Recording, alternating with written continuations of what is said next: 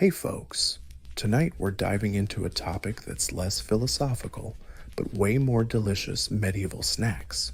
Yep, even without fast food chains, vending machines, or hot dog carts, people still found ways to snack. And let me tell you, some were tasty, some were gross, but all screamed medieval vibes. So, before you get comfy, take a sec to like the video and subscribe, but only if you're actually into what I do here. And drop a comment telling me where you're watching from and what time it is. Always fun to see who's tuning in from around the globe. Now, dim those lights, maybe turn on a fan for some white noise, and let's embark on tonight's journey together in a world where most snacks looked sketchy and tasted worse. Fried apple pies were a rare treat. Sweet, spicy, and a little dangerous, kind of like all the smart choices back then. These little golden cakes were basically the medieval version of donuts, but without frosting and zero food safety regs. So what exactly went into these medieval donuts? Obviously apples, but not the shiny, supermarket polished kind. Think small, sour, rough apples hiding behind the tavern, probably stolen from the neighbor's tree or not. They'd chop them up, mix with flour, eggs, and sometimes beer, because water was always a gamble, and beer made everything a bit more fun. Then came the frying stage. Deep frying in the 1300s was its own kind of drama. The oil, usually pork fat, got reused until it was barely usable. It added flavor, which is a generous way to put it, but the result was hot, crispy, and weirdly addictive. A fresh donut straight out of the pan was a tiny joy: crispy edges, soft middle, and a real chance of mild burns. If you were lucky and wealthy, it might be dusted with imported sugar, a luxury and a social flex. For others, a drizzle of honey or spiced syrup did the trick. Either way, it was sweet enough to distract you from the rest of your diet, mainly cabbage pretending to be other stuff. Fried pies were street food. You could grab one at fairs, after church, or market days when you needed a snack and didn't mind greasy stains on your clothes. Kids loved them. Adults loved them. Birds tried to steal them. They were fun, fast, and tempting enough to make you forget about the pickled radish waiting at home. Sure, sometimes they were overcooked, or the apples tasted more sour than sweet, or the dough had a questionable chewiness. But when they were good, oh boy, they were actually delicious. Bite into one, and suddenly you get why people put up with medieval life. If fried apple pies are the medieval donuts, then curd cheese is basically medieval popcorn. Small, kinda squeaky, and inconsistent. They didn't brag. They didn't melt. They didn't stretch. Heck, they barely did anything. And that's what made them perfect. Let's be clear, medieval cheese wasn't aiming for Instagram glory. It was made fast, eaten fast, and survived long trips, sketchy storage, and the occasional goat stepping on it. Curd cheese is basically fresh cheese, the first crumbly bits before the wheel, hardened into something you could use as building material. These little milk lumps were a byproduct of cheese making. Farmers used rennet, which sounds weird until you realize it comes from the stomach lining of a baby animal. But hey, it works. The curds got lightly pressed with salt, and boom, frozen cheese, sometimes soft, sometimes chewy. Sometimes they'd squeak on your teeth like they had a personality, but they were filling, portable, and oddly satisfying. Back when snacks were usually stale bread or cold broth, curd cheese felt like a win. Monks loved them. Travelers packed them. Kids ate them like candy. convinced the cows had behaved that week. You could. Sometimes you get stepped on by a goat. Frozen cheese is basically just young cheese. The first fresh crumbs before the wheel hardens into something you could actually build with.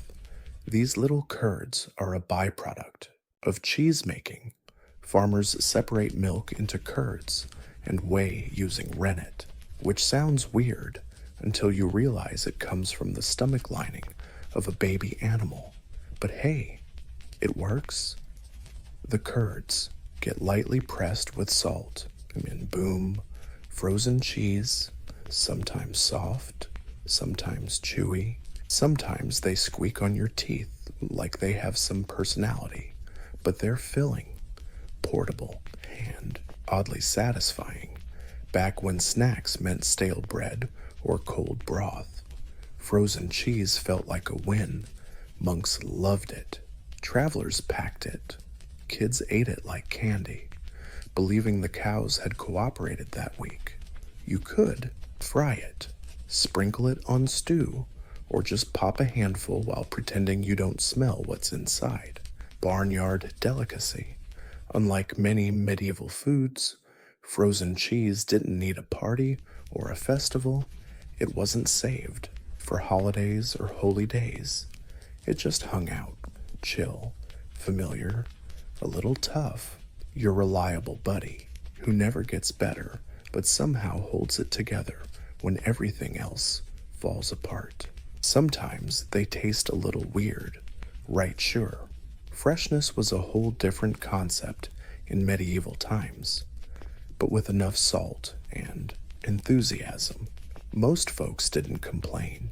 Plus, in a world without fridges, your standards just naturally shift. So frozen cheese wasn't exactly tempting, but these things were simple, filling, and tasty enough to count as a treat in a pinch. They were also perfect for luring cats and toddlers.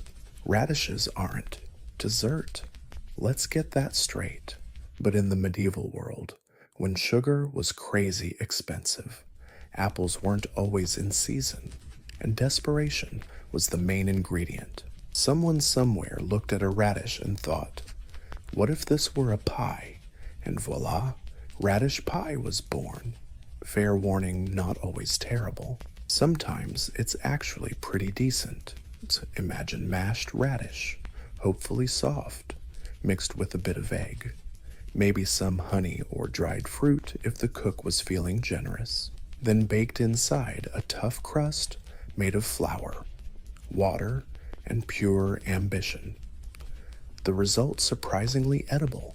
Best case, it's warm, slightly sweet, and tastes like a veggie pudding pie.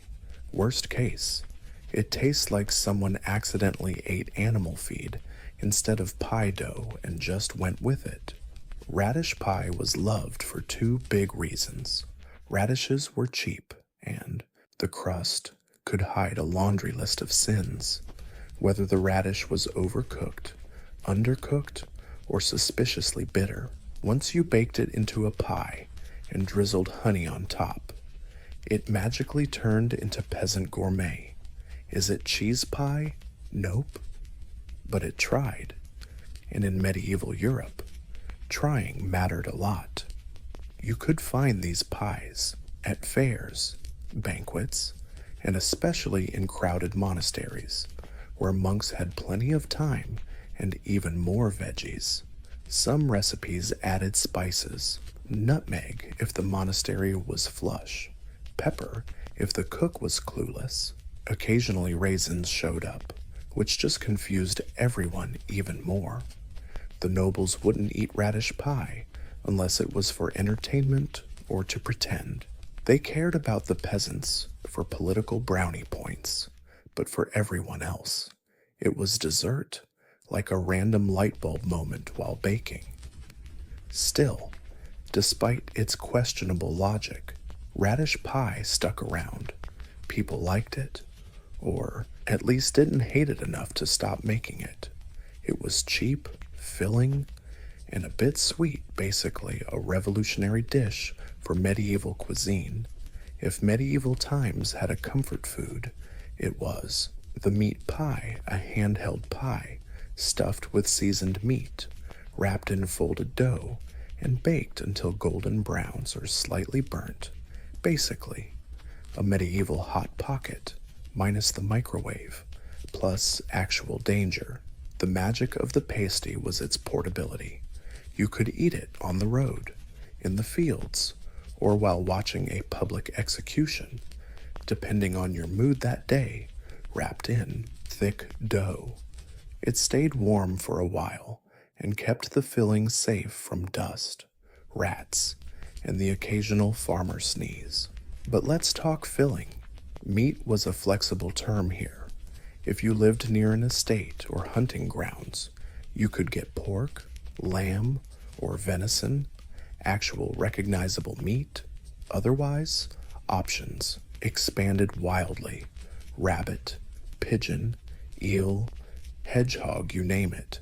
If it had legs or was slimy, it could be diced, spiced, and tucked inside a pie no one could argue with. Spices were usually added to boost flavor, or more honestly, to distract you from the taste. Pepper, sage, and garlic helped, but they couldn't fully hide the fact. A light bulb moment while making pastries, despite how sketchy that sounds. Turnip pie stuck around. People liked it, or at least didn't hate it enough to stop making it. Cheap, filling, and a bit sweet. It was basically a medieval culinary revolution. If the Middle Ages had a comfort food, it was the meat pie, a handheld meat-stuffed pastry, seasoned and folded, baked until golden brown or slightly charred. Basically a medieval hot pocket, but without microwaves and with a dash of real danger. The beauty of the pasty was its portability. You could eat it on the road, in the fields, or while watching a public execution, whatever the day called for, wrapped in thick pastry. It stayed warm for a while and kept out dirt, mice, and the occasional sneeze from a farmer. But let's talk about the filling. Meat was a flexible term back then. If you lived near a manor or hunting grounds, you might get pork, lamb, or venison, real recognizable meat. Otherwise, options expanded considerably. Rabbit, pigeon, eel, hedgehog, anything with legs or slimy skin could be diced, spiced, and stuffed inside a pie no one would argue with. Spices were used to boost flavor, or more honestly, to distract you from the taste. Pepper, sage, and garlic did the trick. But they couldn't fully hide the fact that the meat had been hanging out longer than it should. Still, when refrigerators were, a distant dream and lunch was usually just bread and onions. A meat pie was a satisfying treat. There was even a vegetarian version with veggies, beets, or cheese for those fasting days or the devout. But don't get it twisted, the meat one was the crowd favorite, rich, hot, and comforting. You didn't ask what was inside. You just ate it and hoped the cook was in a good mood. And if you're wondering, yeah, sometimes they marked the crust with initials or symbols to claim ownership. Just for you. Sweet. Unlike the personality of my little sister, structurally, these pies weren't what you'd call fragile, especially miners and workers. In some places, the crust is thicker on one side, so you can hold it with dirty hands and toss it to the souls, or more accurately, throw it to the rats. So, are they good? Usually, yes. Are they mysterious a ways? But that's part of the charm. You don't eat meat pies for safety. You eat them because they taste good and you're ready to deal with the consequences. In a world where brushing your teeth meant rinsing with booze and praying, fennel seeds candy was the closest thing to mint people had in the Middle Ages. Small, sweet, and herbal smelling. They were both a snack and a digestive aid, and a dental nightmare, all wrapped up in a weird, satisfying crunch. These tiny seeds were usually coated in a hard sugar shell, which wasn't a small feat. Back then, sugar was imported, boiled, whipped, and poured by hand, meaning someone really believed in the magical potential of these tiny treats. They were especially popular in noble households, where guests might be offered a small plate after dinner to freshen their breath and maybe distract from the bits of lamb still stuck in their teeth. Flavor-wise, fennel seeds taste sharp, like licorice. You either love them or politely swallow and nod like a good guest. The sugar coating helps, but the herbal scent is always there, making you feel fancy and mildly confused. These candies also helped digestion. People believed fennel soothed the stomach, especially after a feast of 3 kinds of birds and a heavy dose of mead. Think of them as Middle Ages chewing gum mixed with Tums, but way better at wrecking your teeth. And yes, they were tough, like confident you're gonna break a tooth tough. You don't just gnaw on fennel seed candy casually. First, you try once, gently bite down, listen for the satisfying crack, then go for it. Every time's a gamble with a reward. While rich folks popped them like medieval Tic Tacs, commoners sometimes had knockoffs, usually with honey, crushed herbs, and vague optimism. Not quite the same, but good enough to fake it. In the list of medieval snacks, fennel seed candy may be small, but it packs a punch. It won't fill you up, but leaves a pleasant taste and a touch of class, even if you're covered in mud and still have goose grease on your shirt. If medieval desserts had a golden child, it'd be the honey cake, sweet, dense, and sticky enough to glue everything except what you want. Honey cake was born when bakers got ambitious and sugar was still locked away in the castle treasury. Honey was the go-to sweetener. Assuming these folks had bees, access to bees, or weren't scared to climb trees and get stung in the face. These cakes were usually made from flour, water, and plenty of honey spoons, or at least what passed for spoons back when. Spoons were mainly weapons for sibling fights, the result a tough slab that could double as a snack or a temporary doorstop, depending on how close it sat to the fire. Sometimes they'd spice it up if the family felt rich or wanted to brag. Nutmeg, cloves, or cinnamon could make honey cake taste even better. And by better, we mean the kind that gets the whole village gossiping about your recipe for a whole week. They'd also toss in dried fruit if it wasn't stolen by local kids or turned into booze. Honey cake was a hit at parties, festivals, and weddings, mainly because it could be made ahead of time, didn't spoil fast, and could survive being dropped, stepped on, or hurled at someone in a snack food war. They were also used as gifts, bribes, and sometimes passive-aggressive. Here, I made this for you kind of statements. Lots of bricks that look like tiny little bricks. Cutting them needs a sturdy knife and hoping no one sees you. Struggling. Eating them is easier. Don't expect a soft bite. These cakes were made for medieval life. Tough, sturdy, and coated with enough sticky honey to make your hands feel like they just lost a fight with a beehive. But they're satisfying, warm and cozy, like that rare moment when you don't have to chew salty honeycomb, but they're pretty happy about it. They taste warm and cozy, like that rare moment when you don't have to chew on salty grain stalks. or chase mice out of the pantry, their joy wrapped in sugar, with just enough chewiness to count as cardio. Crispy fried fish skin might just be the most surprisingly cool snack to pop up in culture that also thought eel pie was a brilliant idea. These little salty, crunchy bites aren't exactly pretty, but pack a punch of efficiency.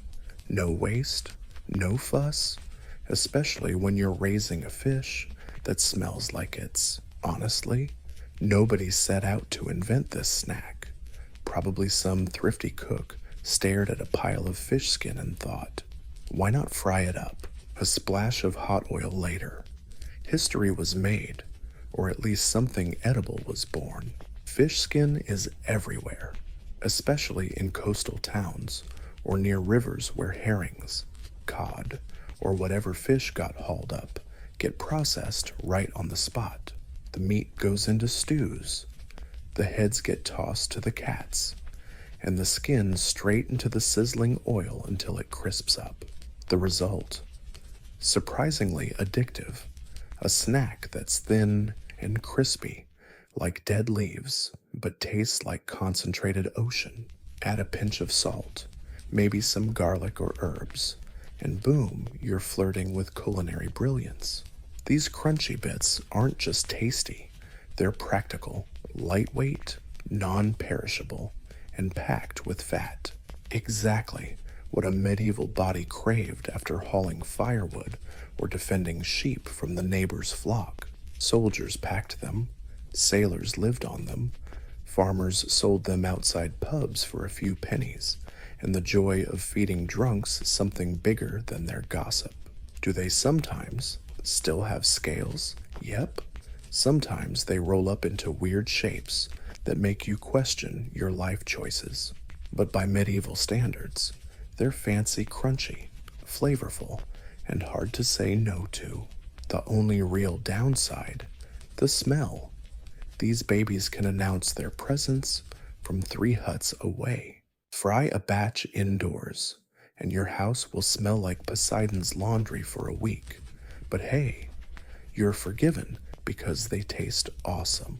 When life gives you old bread and warm beer, you don't cry. You've just made the most medieval snack imaginable. Beer-soaked bread, known by many names, soups. Trench toast, this simple dish is comfort food OG style. Think French toast, but hold the eggs, sugar, cinnamon, or any hint of flavor. Here's how it works.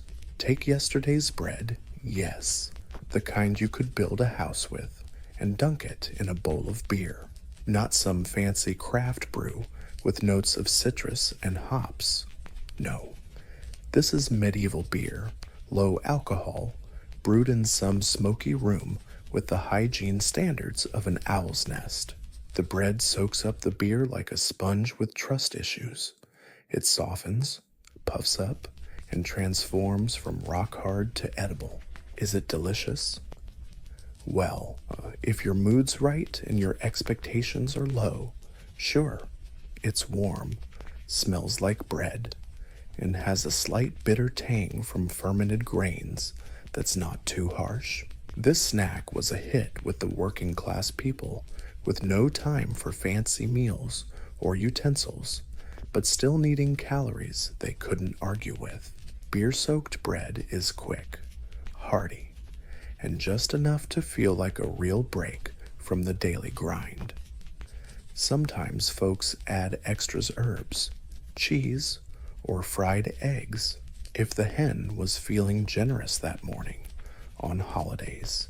You might even score beer-soaked spiced soap, which basically means the cook found a nutmeg somewhere and got creative.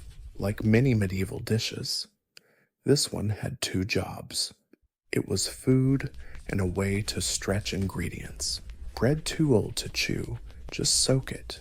Beer going off, pour it on the bread and pretend it's intentional. Amateur hour doesn't waste scraps. The only problem, it doesn't travel well. After soaking, the bread turns into a mushy mess. Eat fast or face a bowl of disappointment disguised as a thousand-year-old food metaphor. Truly resting after a long day's work. Sometimes folks even throw in extra ingredients. Sprinkle some herbs, cheese, or fried eggs. If the hen was feeling generous that morning, especially on holidays, you could even buy soap soaked in spiced beer, which basically means the cook found a nutmeg somewhere and thought, yeah, let's do this. And like many medieval dishes, this one had two purposes. It wasn't just food, but a way to stretch ingredients longer. Bread too stale to chew, just soak it. The beer starts to turn weird colors. Pour it over the bread and pretend it's intentional. Amateur hour is for food waste. The only downside, it doesn't travel well after soaking. The bread turns into a soggy mush. Eat fast or risk your bowl becoming a sloppy mess and tasting what I like to call a thousand-year-old food disappointment. But on a cold night by the fire, nothing beats a slice of mushy bread and a moment of peace. If you've ever stared at a slice of bread thinking it'd be better dunked in wine, congrats, you and the medieval upper crust share a thing. Soaked sops were among the fanciest, weirdest snacks of the Middle Ages. Technically, it was dessert or maybe an experience. The idea's simple take: stale bread, soak it in wine, and pretend you're classy, ideally toasted or at least not ancient. Then dunk it in wine, not just any wine, of course, but usually some funky, sweet, or spiced kind. Something warm and fragrant that tries really hard to hide the fact it's been sitting in an earthenware jug since last harvest. Once the bread soaks up all that sauce, it turns into a soft, spoonable dish. The nobles called it classy. Everyone else silently wondered if the cook had run out of ideas. This wasn't just a snack. It was the kind of dish you eat slowly with a spoon, pretending you care about the victorious war chants playing in the background. It showed up at parties, late-night feasts, and awkward dinners where no one wanted to talk politics. So instead, they passed around soggy toast slices in a cup. When done right, soaked bread in wine was warm, cozy, and mildly intoxicating, the perfect gentle finale to a heavy meal. The wine added richness, the bread gave texture and spice, making you feel like you were part of something fancier than dry reality. Mess it up, though, and you're just chewing soggy bread in a bowl. No amount of cinnamon can save you from feeling like you just bit into a medieval mistake. Sometimes they tossed in dried fruit or nuts for flavor. Sometimes cheese. Sometimes even a whole egg. At that point, it stopped being a snack and turned into a medieval guessing game.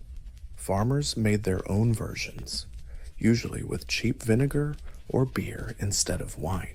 Not a dessert, but dinner or breakfast or whatever meal fills you up and confuses you at the same time. Still, soaked bread in wine stuck around. It was warm, filling, and it gave medieval folks a taste of indulgence, even if it felt like biting into a sponge soaked in moldy regrets. In medieval times, dried fruit was a beloved treat, sweet, weird, and tough enough to survive a crusade. But let's be clear, this wasn't your modern cute packaged snack mix.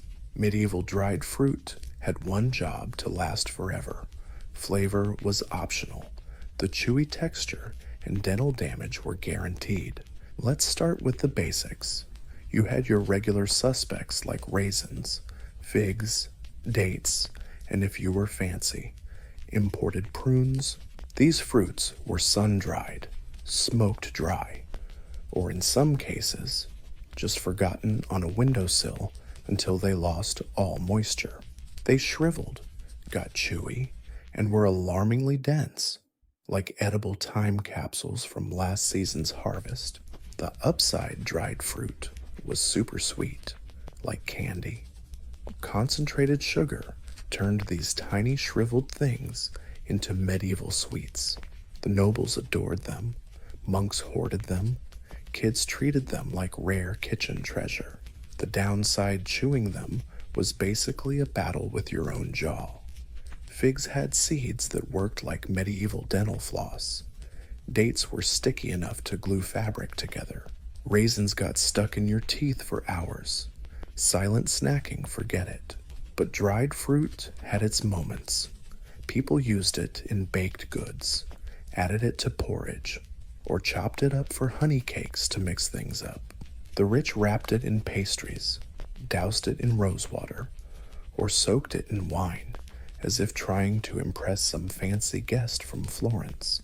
For common folk, getting dried fruit was a big deal, usually reserved for holidays, weddings, or that one day a year when someone remembered you existed.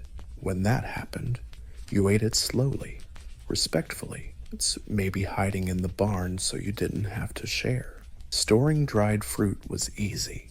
It didn't go bad, and usually lived in small cloth bags or clay jars. Sure, it got hard over time, but that just the quiet approach. But dried fruit had its moments too. People tossed it in pies, stirred it into porridge, or chopped it up for honey cakes to add some flair. The rich might wrap it in pastries, drizzle rosewater on it, or soak it in booze like they were trying to impress some guest from Florence. For regular folks, getting dried fruit was a big deal, usually for holidays, weddings, or just some random day when someone remembered you existed. Then you ate it slowly, respectfully, maybe hiding in the barn so you didn't have to share. Storing it was a breeze.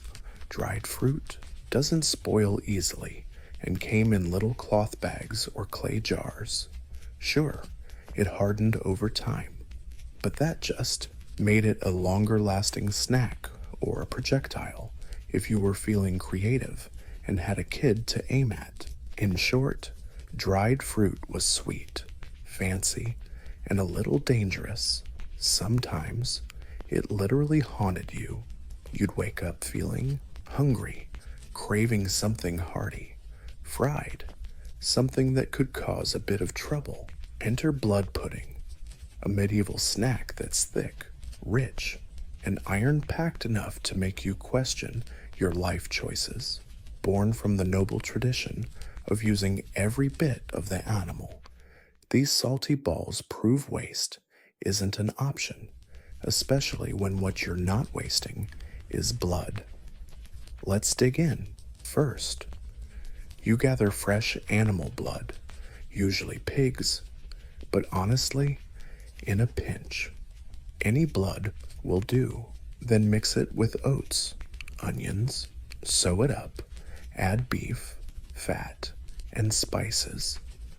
When that thick porridge hits just the right sticky consistency, you roll it into balls and fry them in hot fat until the outside is crispy enough to say, hey, I've got something to prove. The result, crunchy, dark spheres packed with protein and flavor, promising you'll feel both satisfied and mysteriously full all day long. Best hot, fresh from the pan, though sometimes you'll eat them cold if your craving beats your fear of congealed fat. Nobles might sprinkle pepper or pair them with eggs and beer. Peasants, just happy they don't have to chew boiled cabbage anymore. Blood puddings aren't elegant, but they're practical, portable, calorie-dense, and seriously filling. 2 of these, and you can skip lunch. 4, you're probably a blacksmith or trying to win a food challenge. These snacks were big hits at fairs, markets, and street stalls, where everything smelled like livestock and ambition. Perfect for cold months, because what's better than crispy, fried, coagulated goodness to warm your soul? Of course, blood pudding isn't everyone's cup of tea. Some hate the texture, others just can't handle the idea. But in a world where survival trumps taste, these meaty bites earned their spot on the medieval snack menu. Forget everything you know about pancakes. These aren't fluffy stacks with maple syrup and whipped cream. Medieval pancakes are thinner, tougher, cooked in enough pork fat to make your arteries reconsider their life choices. But hey, they get the job done. And when your breakfast options are bland, watery soup, they're a treat, made from a mix of flour, eggs, and water or beer. These pancakes sizzle on a cast iron pan smeared with bubbling pork fat. No nonstick pans, no portion control. You just scoop and pray. The result, uneven flat circles with crispy golden edges and a slightly chewy center.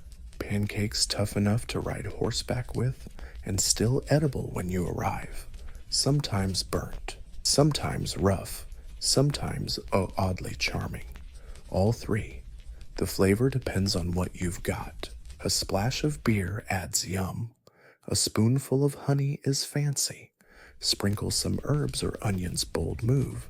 But mostly it's just pancake and fat. Serve hot and inhale like you just escaped the tax collector. These pancakes are democratic. Everyone eats them. Peasants, nobles, monks, merchants. Some slather cheese on top. Some dunk them in broth. Others roll them up and call it a day. Sweet, savory, or burnt beyond recognition. And if you have leftovers, stack them up and pretend they're either cakes or armor. Especially popular during Lent and other meatless days when meat was a no-go. Pancakes became a fried, filling snack, humble yet indulgent. Plus, they made great disguises for other ingredients you probably shouldn't be eating. Not pretty, but medieval pancakes had staying power. They didn't need compliments, just a hot pan and a willing stomach. Somewhere between snack and sacrament, we find the medieval holy wafer, thin, crisp, suspiciously light, part dessert, part dental challenge, especially popular during Lent and other meat-free days when meat was banned. Pancakes became the snack of choice, fried, filling, both humble and luxurious at the same time. Plus, they were perfect little disguises for sneaking in ingredients you weren't supposed to eat. Not the prettiest, but medieval pancakes had staying power. They didn't need compliments, just a hot pan and a hungry belly. Somewhere between a snack and a sacrament, we find the medieval wafer, a thin, crispy cookie that's suspiciously light. Both dessert and a test for your teeth. Wafers were everywhere outside churches, at village fairs, in the hands of monks, and sometimes floating on soups like a fancy crouton. Let's be clear, we're not talking about chocolate-covered treats here. Medieval wafers were made from flour, water, eggs, and nothing else. If you wanted to be fancy, you could add a bit of honey or rosewater, but most stuck to the basics. Thin batter poured onto a hot metal wafer iron, pressed between two sizzling plates, like a medieval panini press. What you get looks like communion wafers, but tastes like crispy paper with a side of ambition. Wafers were popular because they were easy to carry, quick to make, and most importantly, sold in bulk for big profits.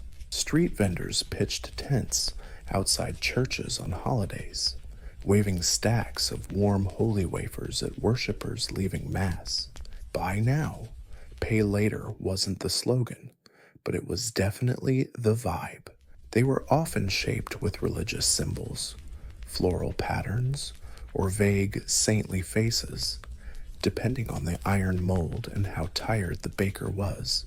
These designs didn't make the wafers taste any better, but gave you something to stare at while you chewed thoughtfully and pretended you weren't totally let down. Structurally, wafers were fragile. They'd crack just from a wrong look and shatter if you tried to break them neatly. Keeping them intact was a pain, transporting them even worse, making eating wafers outdoors a risky game of crumbs, wind, and regret. Still, they were loved light, crispy, and perfect for celebrating.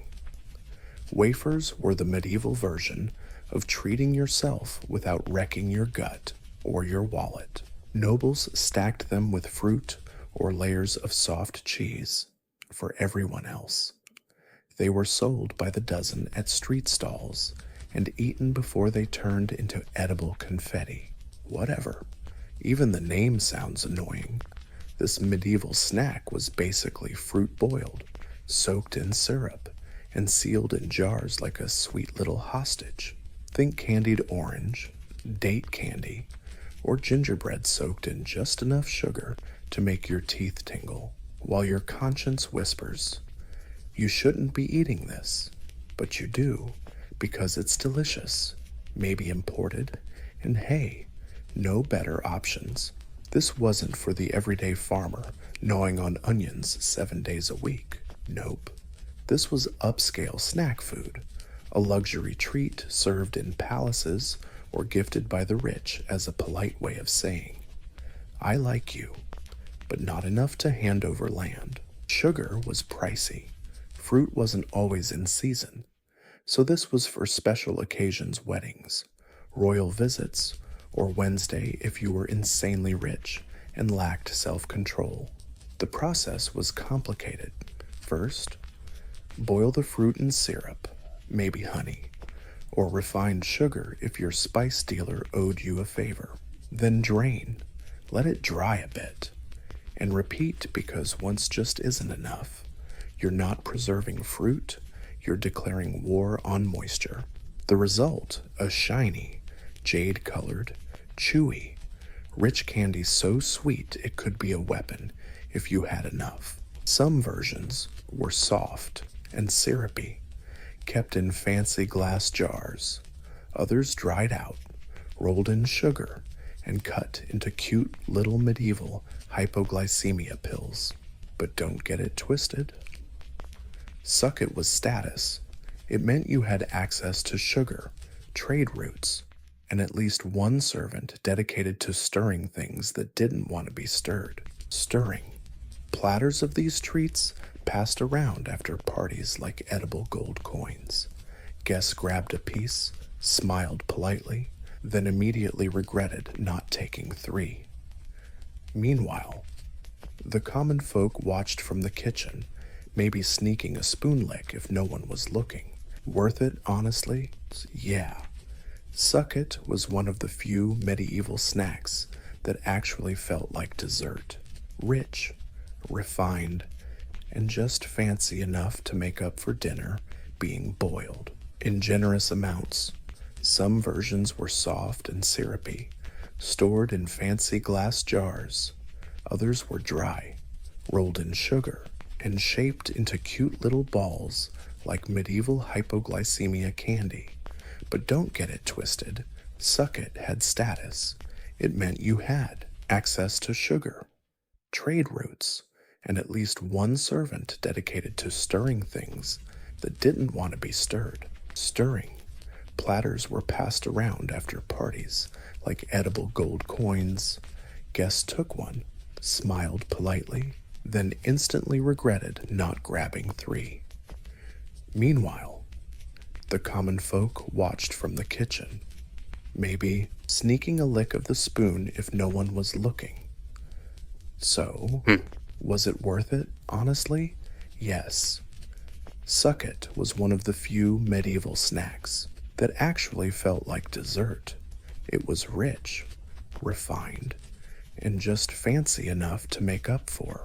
Dinners that included boiled food, and fried eel, the grand finale of medieval snacks, a strangely beloved dish that went from peasant kitchens straight to royal banquets without ever stopping to ask, "Wait, am I really the best choice here?" Yes, Yes, it was. Eel was everywhere in medieval Europe. Rivers practically writhed with them. They were easy to catch, cheap to cook, and when fried, surprisingly crispy, slimy alive, skinnier than expected, and shaped like a horror movie villain from a fish tale. Eels were still eaten by the bucketful, why because they were tasty, and more importantly, they weren't turnips. Make this dish.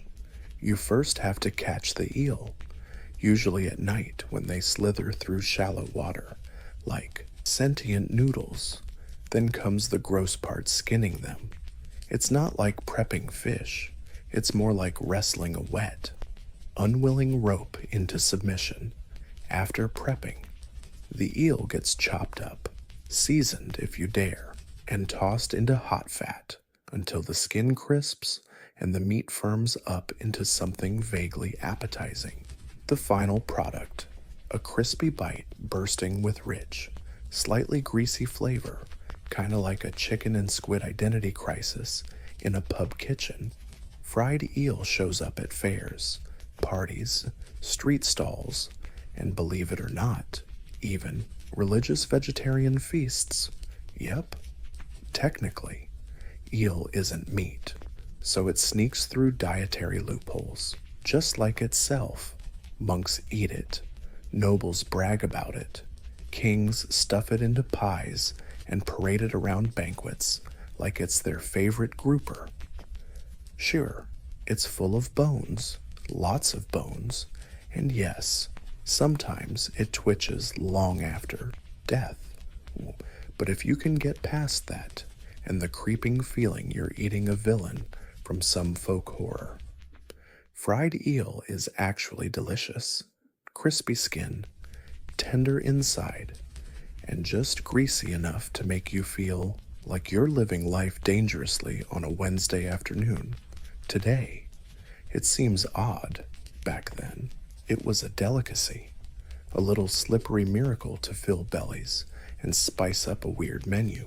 In the ancient world, Mesopotamia sat at the crossroads of mystery and myth, and nowhere is that clearer than in how they viewed dreams.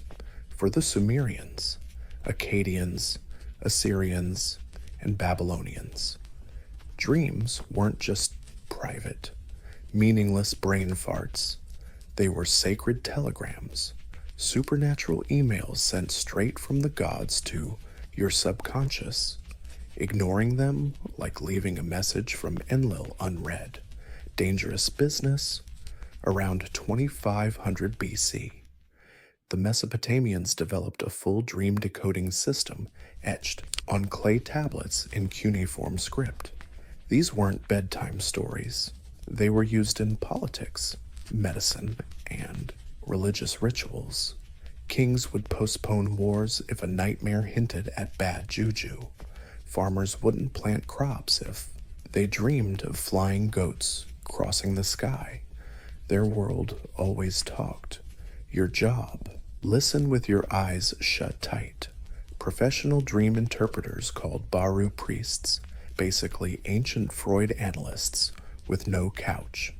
They trained in libraries full of omen texts like Ishkar Zak, an elaborate dream manual sorting dreams and their meanings into categories that were sometimes bonkers, but weirdly precise.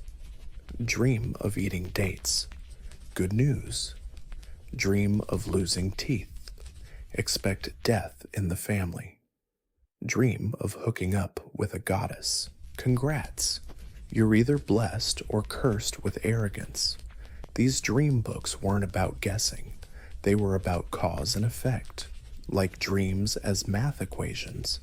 A equals B. See a snake, expect betrayal. Fall off a roof, a lawsuit's coming. The dream world ran on logic, divine logic, which is way weirder. Compared to human reason, Mesopotamians didn't just decode dreams, they incubated them. If a king wanted divine guidance, he might sleep in a temple on special occasions, fasting, performing purification rituals, lighting some incense, and waiting for a revelatory dream. The idea was certain places made the divine connection stronger, clearer, and less prone to drunken goat nightmares. For Mesopotamians, dreams weren't mysteries to solve, they were worlds to navigate, with caution, reverence, and a huge library of clay tablets. They believed the gods, with ancient Freud analysts, but without the couch. They were trained in dream text libraries like Ishkar Zak, detailed dream manual that categorized dreams and their meanings in ways sometimes absurd but eerily accurate.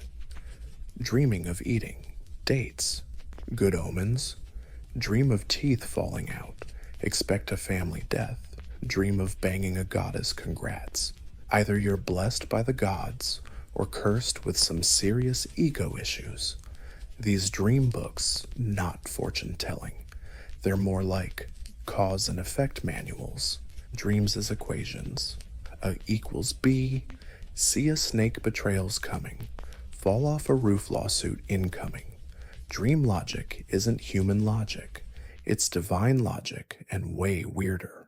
The Mesopotamians didn't just decode dreams, they also incubated them. If a king wanted some divine advice, he'd crash in a temple, fast, do some ritual cleansing, light a few incense sticks, and wait for an enlightening dream. They believed certain spots made the godly connection stronger, clearer, and way less nightmare-y, and not just about drunk goats, thank God, for Mesopotamians. Dreams weren't puzzles to solve, they were worlds to navigate carefully, with respect, and a seriously big clay tablet library. They believed the gods were always talking. You just had to sleep to hear them. In ancient Egypt, dreams weren't just nightly noise. They were sacred texts in motion. Egyptians thought dreams were messages from gods, ancestors, or even your spiritual doppelganger. Every dream, good or bad, had intention. It could warn you, bless you, guide you, or freak you out. During the New Kingdom, around 1550 to 1070 BCE, Egyptians started, might warn you, bless you, guide you, or just straight up terrify you, back in the New Kingdom era. Around 1550 to 1070 BC, the Egyptians started jotting down their dream interpretations in what would become some of the earliest dream decoding manuals in history. One famous example is the Ramesside Dream Book, written on papyrus and found in the village of Deir el Medina. Spoiler alert, it's not light reading. Basically, it's a divine diagnostic tool listing hundreds of dreams and explaining each one based on whether the outcome is good or downright awful. But the logic, not always obvious. Like it's if a guy dreams he's eating crocodile meat, that means he's going to be a high-ranking official. Weird's right. But in Egyptian cosmology, the crocodile is tied to Sobek, the god of power and authority. Eating crocodile basically means you're soaking up some divine qualities. So yeah, promotion incoming. Every entry in the dream book starts with if a man sees himself, followed by a symbolic scenario. These aren't random guesses. They're based on centuries of ritual knowledge, personal visions, and temple traditions. And the interpretations are usually binary good or bad, marked in red or black ink. If your dream gets the bad stamp, it's time to light some incense and beg a priest for help.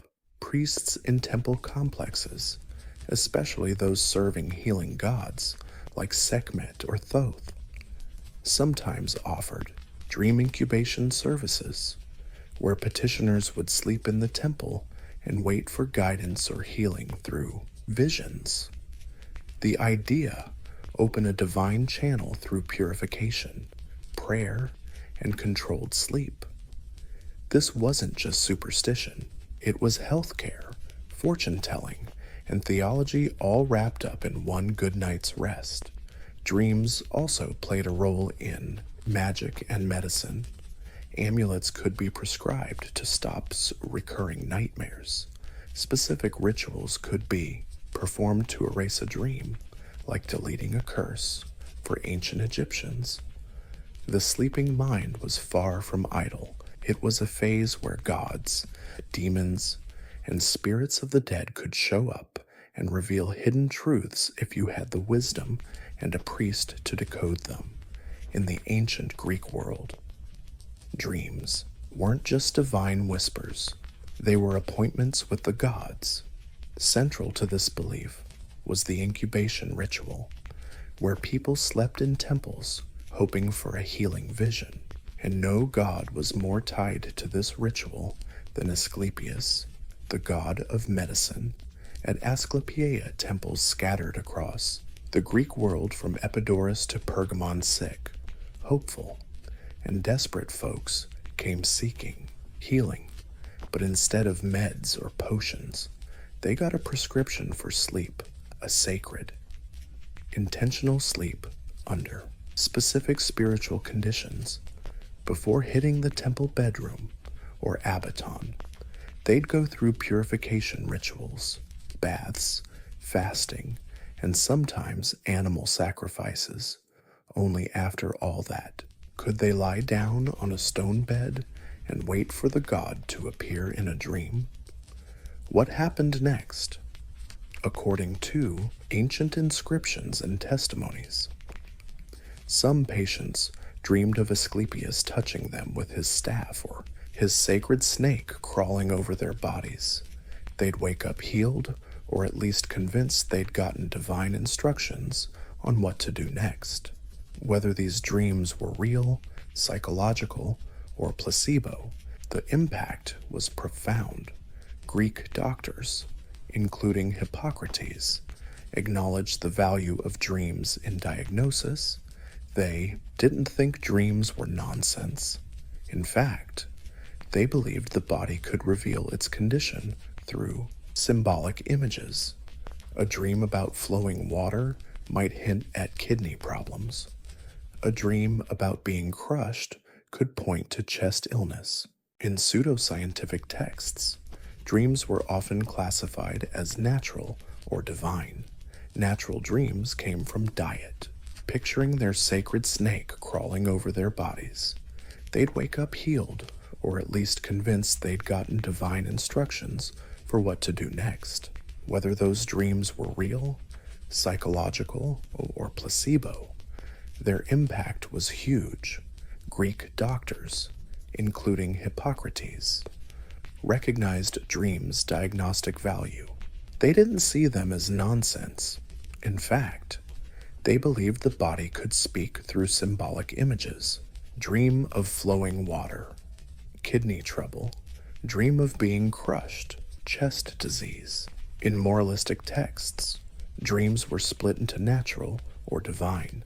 Natural dreams came from diet, digestion, or emotional stress. Divine dreams, a whole other league, direct messages from gods or the universe. But not all dream interpreters wore white coats and carried scrolls. The onrocrity, or dream readers, were the real celebs, using dream guides, omens, and a ton of decoding resources. They turned dreams into warnings, blessings, or directions. The most famous handbook of these was, well, let's just say it was the original dream decoder ring of the ancient world. They made dreams speak louder than words. Oneirocritica by Artemidorus of Daldis, written in the 2nd century AD, a book still getting studied centuries later. In Greece, dreams weren't just bedtime entertainment. They were the bridge between mortal and divine, body and soul, sickness and healing. And if you were lucky, You'd wake up with a cure in your pocket and maybe a snake curled up at your feet. Across the ancient world, one type of dream mattered more than all the rest: prophetic dreams. These weren't just messages, they were warnings, revelations, or calls to action for cultures from Mesopotamia, Egypt, Greece, and beyond. Prophetic dreams were sacred transmissions from the higher realms, direct lines to gods, fate, or the mysterious workings of the universe. Ancient Jewish tradition. Prophetic dreams were a respected and recognized sacred channel. The Old Testament is packed with examples. Think Joseph, Jacob's son, who dreamed of sheaves of wheat bowing down to his own, a symbol of future power. Later, as Pharaoh's dream interpreter in Egypt, he predicted 7 years of plenty followed by 7 years of famine. Dreams about fat and skinny cows literally changed Egypt's economy. Joseph didn't just read dreams, he became a national prophet. Similarly, strategists often doubled as prophets. Over in Mesopotamia, kings got prophetic dreams predicting victory, disaster, or divine favor. Assyrian king Ashurbanipal claimed to have seen gods in his dreams, guiding him to success in war and rule. Prophetic dreams were proof a ruler had divine legitimacy, a must-have in a world where the line between king and god was razor thin. The Greeks caught onto this prophetic potential too. Dreams were categorized. Dreams from the subconscious were called enhypnia, but truth-revealing dreams, those were honoroi alethinoi. These dreams weren't taken lightly. Before big moves like founding cities, declaring war, or setting sail, Greek leaders often consulted trained dream decoders. Dreams got so much respect, they had their own minor gods, the onoi, winged spirits who flew into sleepers' minds with messages from the gods. Even the usually practical Romans valued prophetic dreams. Emperor Augustus supposedly dreamed of future glory, and even Nero checked in with dream interpreters during his reign. Maybe not the best strategy if you look at how that turned out. The Roman general Scipio Africanus reportedly dreamed of victory sent by ancestral spirits before beating Hannibal in ancient societies. Prophetic dreams weren't just footnotes. They were power tools, political instruments, and proof of a divine approval. The fate of nations, empires' wealth, and the rise of legends often hinged on a simple, whispering vision in the dark. Though Greek dream incubation temples are the most famous, ancient dream incubation wasn't limited to Greece. In Anatolia, modern-day Turkey, dream healing thrived thanks to a rich mix of Hittite, Phrygian, and later ancient Greek traditions, with temples and sacred spots dedicated to connecting with divine forces through sleep. The coolest example comes from human faith in a Phrygian moon god tied to healing cycles and natural dreams. His temples often sat on hills facing the night sky, as if perfectly placed to catch lunar messages, flowing down into the dreams of supplicants, people suffering from physical illness. The coolest example comes from human belief in a Phrygian moon god tied to healing cycles and natural dreams.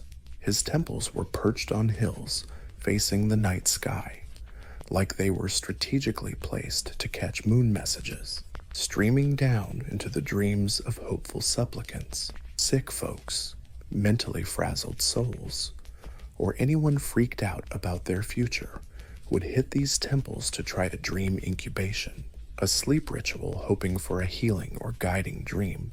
Think Asclepian ceremonies, but with a local Anatolian twist. Worshippers sometimes wandered labyrinth paths or slept under celestial carvings, believing being close to sacred geometry helped. Tune in to divine messages. Music, incense, and hymns set the sleeper's mind to a holy frequency. Tune into divine messages. Music, incense, and chanting were the ancient version of mood lighting to sync your sleepy brain with sacred vibes. This wasn't your average nap. Nope. It was sleep as a spiritual hotline. Texts from the area also talk about dream priests. These spiritual pros trained to guide and interpret those trippy images. Some even planted dream seeds suggesting images or symbols before bedtime to shape the dream meeting. For example, if you wanted a vision of your future kid, you'd sleep with a fertility god statue under your pillow. See a lion in your dream, the priest might say. Congrats. A brave son is on the way. Dreaming of rain, that means a girl blessed with maturity and wisdom. Hit It Records also mentions sacred dream encounters, especially among royals. Kings and queens got strategic advice, healing knowledge, and sometimes harsh warnings straight from the gods in their sleep. One dream supposedly instructed a queen to welcome a foreign goddess into her temple, a pretty early example of divine diplomacy. Dream incubation in Anatolia wasn't just personal, it was a community and cosmic thing. Pilgrims traveled long distances, often forming temporary healing groups bonded not by blood, but by shared pain and hope. And through sleep, they believed the gods could rewrite their lives. In Anatolia, dreaming wasn't passive, it was a ritual act where healing and prophecy flowed not from logic, but from the silent language of sleep. By the 2nd century AD, the ancient art of dream interpretation had become a disciplined craft, and one guy took it upon himself to systematize the whole thing. Artemidorus of Daldis, a Greek from Asia Minor, wrote Onera Critica, the most comprehensive and influential dream handbook of the ancient world. Unlike mysterious scribes who hid everything in divine riddles, Artemidorus tackled dreams with scholarly precision and the curiosity of an old-school psychologist. Oneritica wasn't some thin mystical pamphlet. It was a 5-volume set, written in clear Greek, packed with thousands of dream scenarios and their meanings, distilled from personal interviews, temple records, and public performances. Artemidorus boasted he spent decades collecting dream stories from all walks of life: sailors, merchants, prostitutes, soldiers. His logic to understand the soul of a culture listened to its dreams. He categorized dreams by type: actions, animals, professions, bodily functions, even relationships. Dreaming of flying might mean freedom or just plain arrogance. Dreaming of being naked in public, depending on your social class. It could mean shame or future power. Dreaming of losing teeth. Usually loss, often of loved ones, apparently. That one's been consistent across centuries. But Artemidorus's genius was stressing context. Unlike earlier dream books that gave static meanings, he emphasized how your status, gender, job, and current life situation mattered big time. A rich guy dreaming of a shipwreck meant business trouble. A poor guy, that same dream might signal new luck. Dream decoding wasn't one size fits all, it was custom. Like ancient psychotherapy, Artemidorus also tackled symbols head on. He got that dreams speak in metaphor and irony. Dreaming of death didn't mean dying, it could mean rebirth. Dreams about sex weren't always about lust. They might signal dominance, power struggles, or guilt. His interpretations danced on a weird line between deep logic and unbelievable strangeness. Honorifica wasn't just status, gender, job, and current life situation mattered big time. A rich person dreaming of a shipwreck, business trouble ahead. A poor person, new luck might be coming. Poor folks dreaming the same dreams could find new luck. Dream interpretation wasn't a one-size-fits-all deal. It was custom-made, kind of like early therapy. Artemidorus also tackled symbolism head-on. He knew dreams used metaphor and irony. Dreaming of death didn't mean actual death. It could signal rebirth. Dreaming of sex wasn't always about desire. It might mean dominance, power struggles, or guilt. His interpretations danced on a weird line between deep logic and outright bizarre. Onirica wasn't just a... His interpretations teeter on this weird line between deep logic and downright bizarre. Onirica wasn't just some curiosity. It was used for centuries across the Roman Empire and Byzantine world. It influenced medieval dream decoders and got translated into Arabic, keeping this obsession alive long after the old temples crumbled. With art, Theodorus, dreams became texts to study and decode, not just to predict, but to understand. He might not believe dreams came from gods, but he definitely thought they came from some deep, strange place worth. These weren't just bad dreams to shrug off. They were warnings, punishments, or ominous signs of doom. The Babylonians were among the first to tell the holy dreams apart from the evil ones. If a dream brought fear, sickness, or suffering, it was considered unclean, and a priest would get called in to perform rituals, apotropaic magic, cleansing charms, offerings, or symbolic acts to neutralize that nightmare's power. For example, if someone dreamed of being chased by demons, the dream interpreter might advise sleeping with a charm under the pillow or burning cedarwood incense to ward off the bad vibes. The Egyptians had their own clever ways to dodge nightmares. They believed evil spirits, sometimes even the dead, caused bad dreams. Amulets shaped like the Eye of Horus or images of Bez, the squat little god who guarded homes against dark forces, were worn as protection. Some folks even recited a dream-erasing spell upon waking, treating the nightmare like a contagious curse that needed to be spoken out loud to vanish before it could mess with the real world. In Greek thinking, nightmares weren't messages from the gods living on Mount Olympus, but from chthonic gods, the earth and underworld deities, Hades, Persephone, and even terrifying demons might pop up in dreams to show divine displeasure or signal an unpunished crime.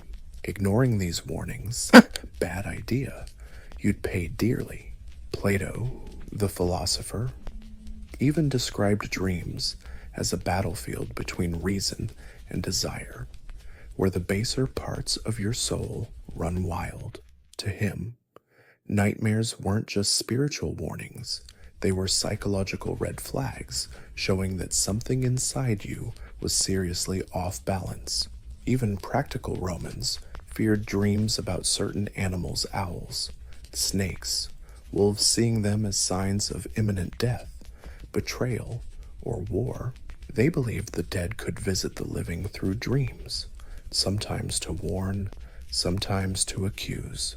Across cultures, nightmares were never just bad dreams. They were the universe's red flags, reminders that the seen and unseen worlds are always connected, and even in sleep, fate has no escape clause. In the ancient world, dreams weren't just spiritual, they were political assets. Rulers, priests, generals, and prophets used dreams as weapons to justify decisions. sway public opinion, or solidify power. When gods chatted in sleep, the powerful were quick to say, "Yep, they spoke to me." Take Alexander the Great, for example, before conquering Egypt. He supposedly dreamed of the god Ammon greeting him as a son. At the Siwa oasis, the local oracle confirmed the dream, declaring Alexander a divine child. Was that dream real? Was it staged? Who cares? The message boosted his power and painted him as a living god in the eyes of his army and people, not just some mortal dude. Dreams were especially handy during political shakeups or unstable times. In ancient Rome, Augustus claimed to dream of a great victory at Actium, a victory he went on to win over Mark Antony and Cleopatra. That dream got immortalized in literature and coins, turning it into a sacred story. Later, emperors followed suit. If the gods backed your dream, who dare question your actions? Prophets often used dreams as weapons to justify decisions, sway public opinion, or tighten their grip on power. When gods spoke in sleep, the powerful were quick to say, "They talked to me." Take Alexander the Great, for example. Legend says before conquering Egypt, he dreamed of the god Ammon welcoming him as a son when he arrived at the Siwa oasis. The local prophet confirmed the dream, declaring Alexander a divine child. Was that dream real? Staged doesn't matter. That message boosted his power and painted him as a living god in the eyes of his army and people, not just some mortal dude. Dreams were especially handy during political shifts or unstable times. In ancient Rome, Augustus claimed he dreamed of a great victory at Actium, a win he scored over Mark Antony and Cleopatra. That dream got immortalized in literature and coins, turning it into a sacred story. Later emperors followed suit. If the gods back your dream, who's gonna argue with your actions? Priests and prophets often joined in. Dream decoding became a theological tool, especially when it suited rulers or temple elites. Say a rebellious governor dreams of disaster, priests might spin it as divine punishment for defying the emperor's power. On the flip side, dreams of prosperity and victory, if interpreted right, could encourage leaders to launch campaigns, raise taxes, or push reforms. And no, it wasn't just a guy thing. Queen Hatshepsut of Egypt claimed in temple inscriptions that her birth was foretold in a dream by the god Amun, who appeared to her mom and predicted her divine right to rule by painting her reign as a dream-ordained destiny. She nailed down her legitimacy on a throne usually reserved for men. Biblical prophets also used dreams to challenge kings. Take Daniel, who interpreted Nebuchadnezzar's dream of a giant statue predicting the rise and fall of empires. It wasn't just dream reading, it was geopolitical drama wrapped up in metaphor. Across every civilization, dreams let leaders say, "Hey, this isn't just my idea, it's heaven's plan," whether divine revelation or slick propaganda. Dreams were powerful currency, turning subconscious visions into foreign policy, one prophecy at a time. Sure, those ancient temples have crumbled, and the dream priests are long dust-covered and forgotten. But the legacy of ancient dream decoding still whispers through time, science, and psychology. Most of what we believe about dreams today, our obsession with symbols, repeating patterns, even nightmares, all trace back to those ancient frameworks trying to explain what's going on in our sleepy minds. Medieval worlds inherited these traditions. Islamic scholars translated Artemidorus's Honora Criticus into Arabic, tweaking and expanding it. In Islamic mysticism, dreams were deeply respected as divine guidance. Meanwhile, Christian monks and theologians started cataloging saintly and martyr dreams, often forecasting future miracles or God's justice. The structure stayed the same. Sleep as a gateway to the divine, dreams as hidden messages, and the interpreter as the bridge between humans and gods. Fast forward to the 19th and 20th centuries, and here's Sigmund Freud, who, despite rejecting religious readings, borrowed heavily from those ancient symbolic structures in his 1899 interpretation of dreams. Freud argued dreams reveal repressed desires and fears, but still used metaphors, symbols, and ancient storytelling tools. His protege Carl Jung went even further, describing the dream world as full of archetypes, universal characters like shadows, heroes, and wise old men, oddly similar to figures from Greek temples or Babylonian omen lists. Even modern neuroscience, while ditching the mystical side, respects the complexity of dreams, REM sleep, lucid dreaming. Trauma and memory's impact on dream content. These ideas echo ancient beliefs that dreams reflect both body health and soul state. Pop culture keeps the dream fascination alive, from movies and books to tarot cards and New Age spirituality. Dreams remain a juicy inspiration, whether it's a horror flick based on real, from sleep paralysis statues to dream journal apps promising self-discovery. The old idea sticks: what we see in sleep matters. Sure, ancient folks didn't have brain scanners or sleep labs, but they nailed something we're still chasing today. Dreams aren't random. They're stories, signals, or shadows whispered in the language of gods, ancestors, or ourselves. The question hasn't changed over time. What's your dream trying to tell you? Mid-19th century America stretched wide and wild. By 1860, California had been a state for a decade, but it often felt more like a distant cousin than a close sibling. The East buzzed with cities, telegraphs, and railroads, while the western frontier remained rugged, remote, and painfully isolated.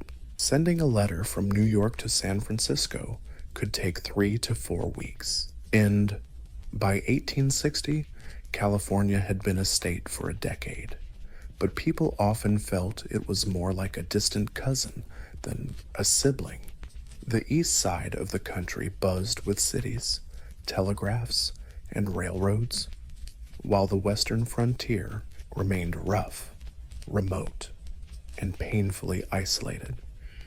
A letter from New York to San Francisco could take 3 to 4 weeks, sometimes longer if storms hit, delays happened, or bandits showed up, and that's if it even made it.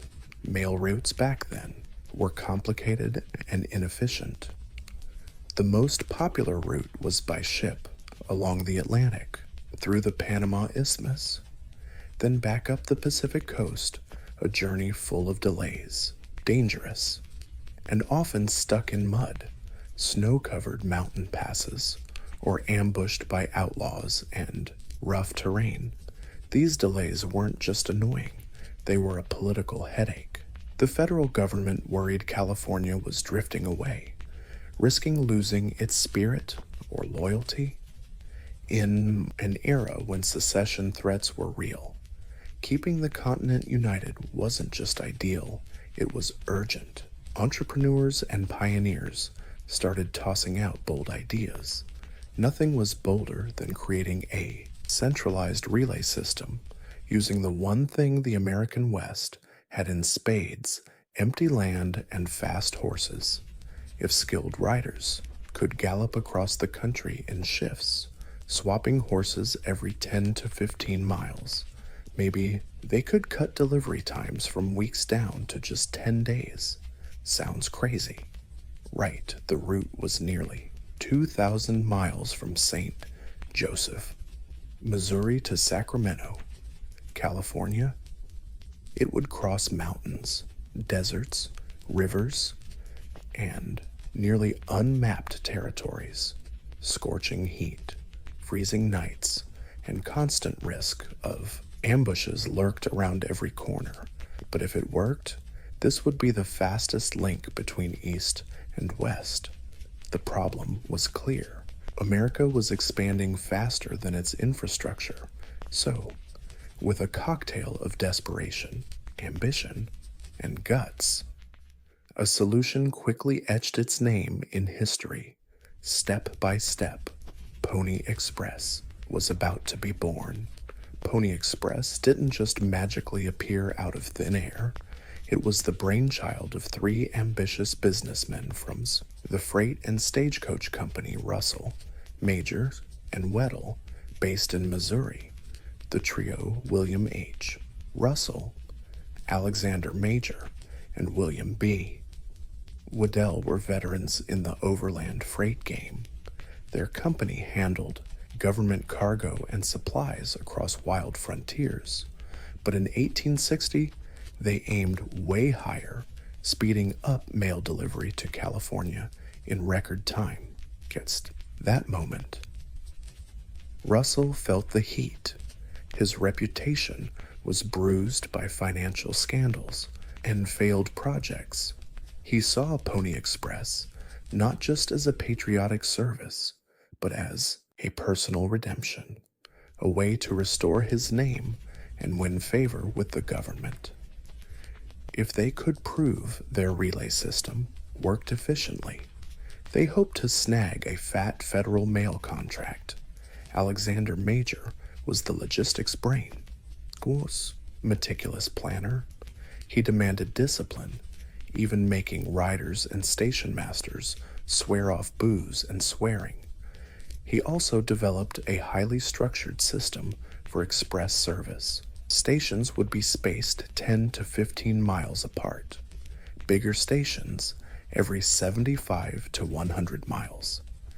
And the whole route would be run like a military operation. William B.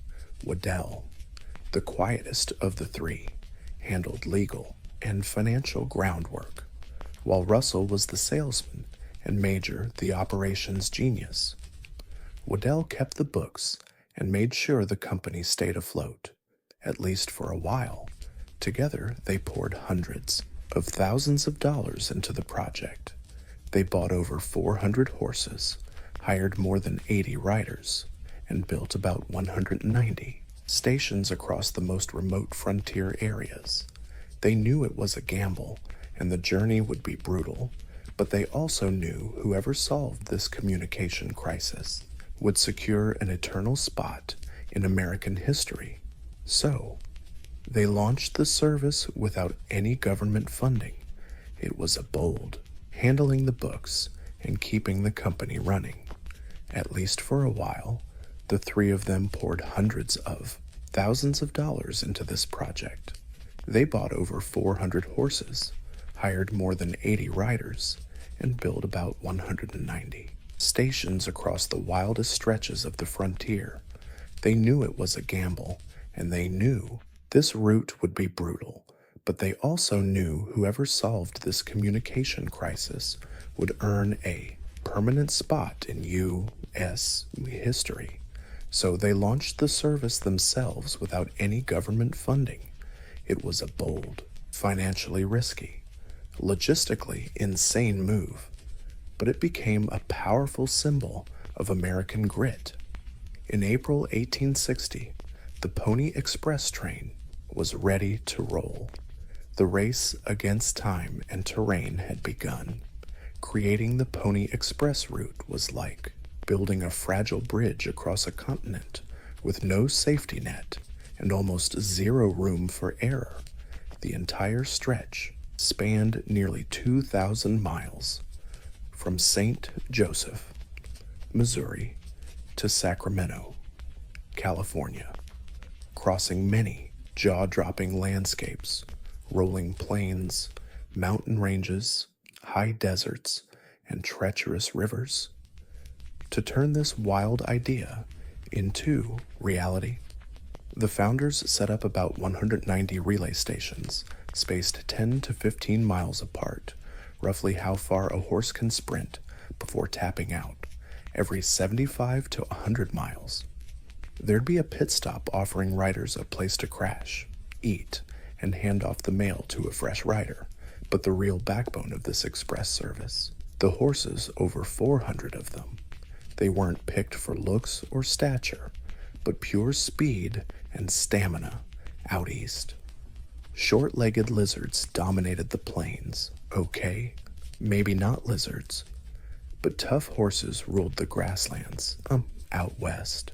Rugged wild horses hauled the riders over mountains and deserts. These were the Ferraris of the frontier. Riders would gallop full throttle, leap off mid-ride, and jump onto a fresh horse in seconds.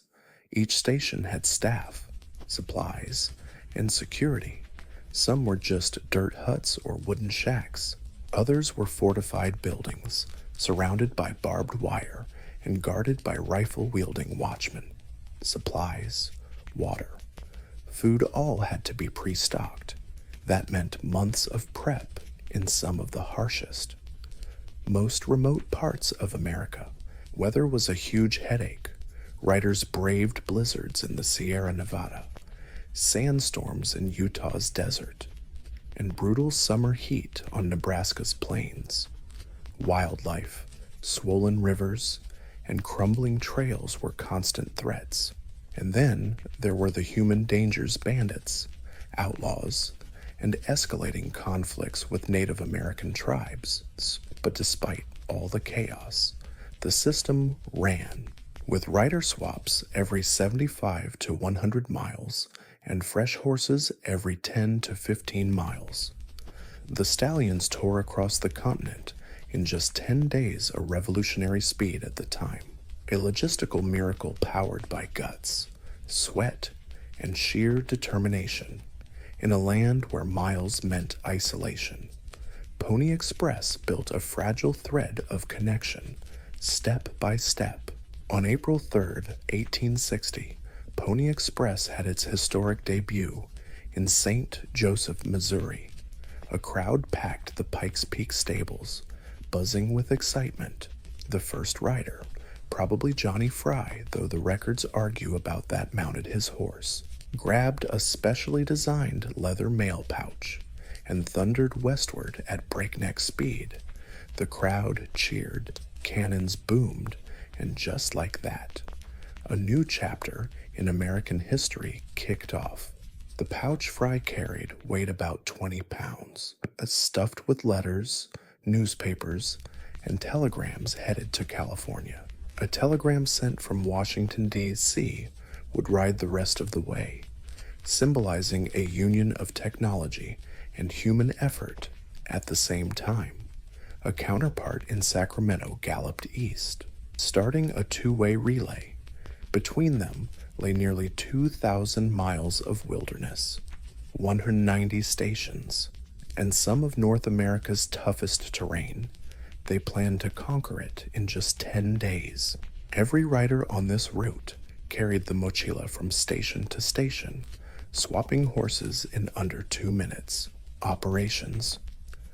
With rider swaps every 75 to 100 miles and fresh horses every 10 to 15 miles, the stallions thundered across the continent in just 10 days, a revolutionary speed for the time. It was a logistical miracle made possible by guts, sweat, and sheer determination in a land where miles meant isolation. Pony Express stitched together a fragile lifeline, one step at a time.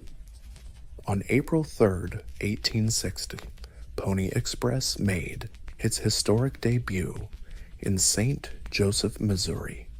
A hyped-up crowd gathered at the Pikes Peak Stables barn, practically buzzing. The first rider, probably Johnny Fry, though historians still squabble about that, mounted his horse, grabbed the leather mail pouch designed just for this gig, and galloped west at breakneck speed. The crowd cheered, cannons boomed, and just like that, a new chapter in American history kicked off. The pouch fry carried weighed about 20 pounds, stuffed with letters, newspapers, and telegrams headed to California. A telegram had been sent from Washington, D.C., and would travel the rest of the way on horseback, symbolizing the perfect mix of tech and human grit. Meanwhile, a counterpart in Sacramento headed east, starting a two-way relay. Between them lay nearly 2,000 wild miles, 190 stations, and some of North America's nastiest terrain. They planned to smash through it in just 10 days. Each rider on this route would carry the mochila from one station to the next, swapping horses in under 2 minutes. The mochila was a masterpiece of design. It had 4 locked pouches and could slide quickly over the saddle horn without removing a thing. Speed was king. The rider had to keep a steady 10 miles per hour. Come rain, snow, darkness, or death-defying terrain. Despite the chaos, the first run was a success. Missouri to Sacramento in 9 days, 23 hours, a win. Newspapers hailed it as a miracle of modern communication, and the Pony Express legend was born overnight, even though only a handful of letters made it through that first trip. The symbolic impact was huge. It wasn't just about moving mail from point A to point B.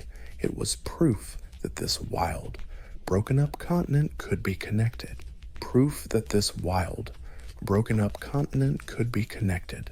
That people and horses could break through isolation. For the riders, it was the start of a dangerous, thrilling chapter. For the country, this was fresh, new ground instant communication, faster than anyone had imagined. The West just got a little smaller. The life force of the Pony Express wasn't horses, stations, or even the mochila. It was the riders themselves, a bunch of young, fearless guys who braved weather, wilderness, and war to deliver the mail. They weren't just mail carriers. They were living legends in the making. Pony Express riders were usually under 18, often around 16. The horses were light, usually under 125 pounds, so they wouldn't slow down the horse. Speed and stamina were everything. The famous job ads supposedly read, "Wanted skinny, wiry young men under 18. Must be expert riders, ready to risk life daily. Orphans preferred." Sure, the wording might be off, but the spirit was real. These kids rode 75 to 100 miles per shift, swapped horses at every station, but never stopped until they handed off the mochila to the next rider. They'd ride at night, through pouring rain, blizzards, or blazing sun. They carried pistols and rifles, but their best defense against robbers or enemy attacks was speed. Many rode alone, unarmed, relying entirely on their ability to outrun trouble. Some riders became folk heroes. Bob Haslam's horse covered 380 miles in less than 2 days during a fierce Paiute uprising, even after being hit by an arrow. William Buffalo Bill Cody, who later became a Wild West showman, claimed he rode for the Express. At 15, though historians still argue about that story's accuracy. Either way, the reality was dramatic enough. Riders had to cross the Rocky Mountains, the Great Basin Desert, and wild lands where the slightest mistake could mean freezing, drowning, or vanishing without a trace. Still, the service maintained incredible reliability, even in the harshest conditions. Only one horse was ever lost. despite the danger. Many loved the job. They were paid well for the time, $100 to $150 a month, a fortune for a teenager, and they loved the thrill, the speed, the sense of purpose. They weren't just delivering mail. Riding for the Pony Express wasn't just a job.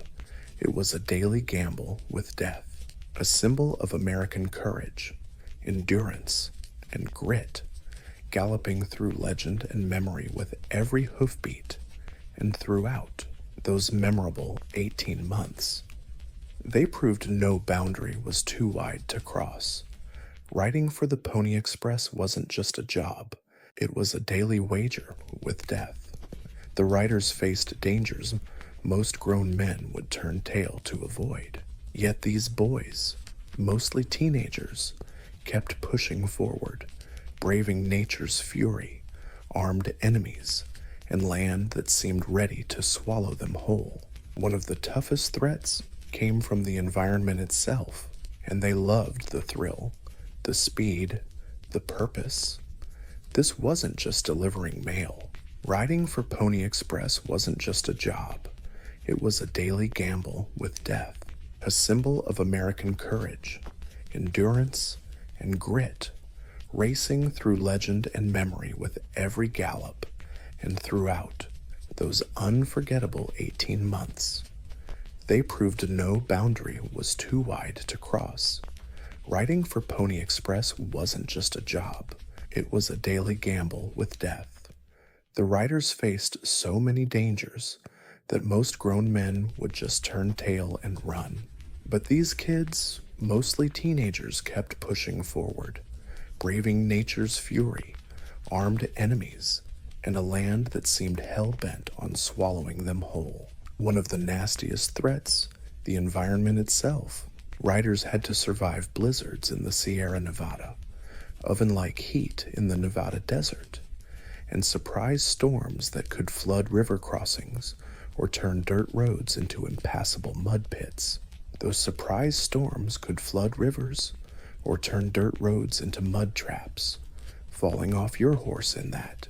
Just one wrong move in a swollen river could mean drowning, and yeah, plenty of folks died that way. Almost drowned for sure. Then there were the animals. Sometimes wolves chased riders in the dead of night. Rattlesnakes curled up in the bushes by the trail. Mountain lions lurked on high passes. But even scarier than wild animals were bandits and forest raiders who knew those riders' mochila bags carried valuable letters. Some were stuffed with gold dust or money orders. Sure, riders carried pistols, but they were usually outnumbered, and stopping meant risking both life and mission. Tensions with Native American tribes also flared during Pony Express's short-lived run. The 1860 Paiute War, sparked by land disputes, broken promises, and settler encroachment, led to attacks on Pony Express stations. Riders were ambushed, station keepers killed, and many stations burned down. The most famous event was when Pony Horse Bob Haslam galloped nearly 190 miles through hostile territory carrying a stallion, wounded by an arrow yet still finishing his route. Even isolation was dangerous. Riders often traveled alone for hours with nothing but their horse, weapons, and creeping darkness. A broken leg, a wounded horse, or missing a station could mean dying alone in the wilderness, never to be found. Yet, they kept riding, despite all this. The system endured. Letters were delayed but rarely lost. Riders sometimes got hurt, but they almost always pulled through. In 18 months of operation, only a handful died on the job. Pony Express wasn't some Wild West fantasy. It was harsh and sometimes terrifying reality. But those who survived became legends, proving even the roughest terrain could be tamed at least long enough to deliver the mail. although Pony Express lasted only 18 months. Its impact on the U.S. was fast, deep, and undeniably profound in a country on the brink of civil war, desperate for unity across vast lands. The Express made one thing clear: distance was no longer destiny before Pony Express. It took weeks to send mail from the East Coast to California. Major political decisions, trade deals, and personal news often arrived too late to matter. But with the Express, mail could reach San Francisco in just 10 days. Suddenly, Californians felt less like the country's forgotten stepchildren. Businesses got bolder. The press could report near real-time news nationwide. Families felt closer. Most importantly, the Union felt more connected, something crucial as the Civil War loomed. Politically, the Express also reassured the federal government that the West was within reach. It symbolized national strength and unity at a time when division was dangerously close. President James Buchanan regularly got updates from California in tense months before Lincoln's election. Thanks in part to the Express, economically, it laid groundwork for transcontinental infrastructure. Stations scattered across remote territories became future hubs for railroads, telegraph lines, and stagecoach routes. Many Pony Express paths later merged into longer-lasting communication systems. What started as a bold gamble turned into the blueprint for how America's connected from coast to coast. Culturally, Pony Express became the spirit of pioneering. The press romanticized riders, instantly making them heroes. Young guys nationwide dreamed of grabbing the reins, racing through danger with a saddlebag full of destiny. The express route became legendary, even while racing headlong through danger with a saddlebag full of fate. The express route became legendary, even while it was running, sparking the imagination of a country desperate for symbols of courage and unity. Even after it ended, the Pony Express kept shaping the American identity. It stood for speed, guts, sacrifice, and above all, pure grit. In just over a year, it did what steamships, Congress, and diplomacy couldn't brought a fractured, sprawling nation together. Pony Express didn't just deliver mail, it delivered the future, one step at a time. Despite all the wild stunts and victories, Pony Express was doomed from the start. The problem, technology, or rather, the lack of it. No matter how fast a horse gallops, it's got nothing on the speed of an electric wire. Just 2 days after Pony Express kicked off in April 1860, construction began on a transcontinental telegraph system, a coast-to-coast communication line that could deliver messages in minutes instead of days. Telegraph poles and wires marched westward from the Missouri River and eastward from California. Every mile of steel wire was another nail in the coffin for the Pony Express. By October 24th, 1861, just 18 months after the first ride, the telegraph line stretched across the whole country, instantly connecting everywhere. That very day, Pony Express delivered its last letter. The thunder of hooves was replaced by the steady click of Morse code. But even before the telegraph, Pony Express was bleeding money. Legendary as it was a commercial disaster. Russell, Major, and Weddell sank over $700,000 into the operation and barely got a fraction back. No federal subsidies. High operating costs, horses, riders, station upkeep. Logistics. Pony Express was never a sustainable business model. It was a proof of concept, a bold ad for a mail contract that never fully came through. Russell himself faced financial scandal, and the company began to crumble. By the time the telegraph was finished, the express service was in its final act, heroic, beloved, but totally obsolete. But the ending wasn't bitter at all. Pony Express's goal to prove that fast coast-to-coast communication was possible was achieved. Riders moved on to other frontier jobs. Stations got repurposed or abandoned, and the whole country looked forward. Pony Express's collapse wasn't failure, it was passing the torch. The horse gave way to wire, just like wire would later bow to radio, satellites, and the internet. But for a brief, dazzling moment, all of America was amazed watching teenage boys and sturdy horses conquer time and distance in a world obsessed with speed. Pony Express galloped straight into legend, leaving hoofprints no telegraph line could erase, though it lasted just 18 months. Pony Express galloped straight into Wild West folklore, becoming one of the most enduring and romantic tales in this country's history. In reality, it was a short-lived or risky business venture, but in the public imagination, it became way bigger, a symbol of heroism, speed, and tireless pioneer spirit. Hollywood, cheesy novels, and textbooks turned the Express into a legend. The image of a lone rider, silhouetted against the sunset, racing across the plains with a leather satchel and a trusty six-shooter, captured the nation's heart. This wasn't just nostalgia, it was a moving national identity at a time when America was still finding itself. Pony Express told a story of courage, sacrifice, and unity through tough times.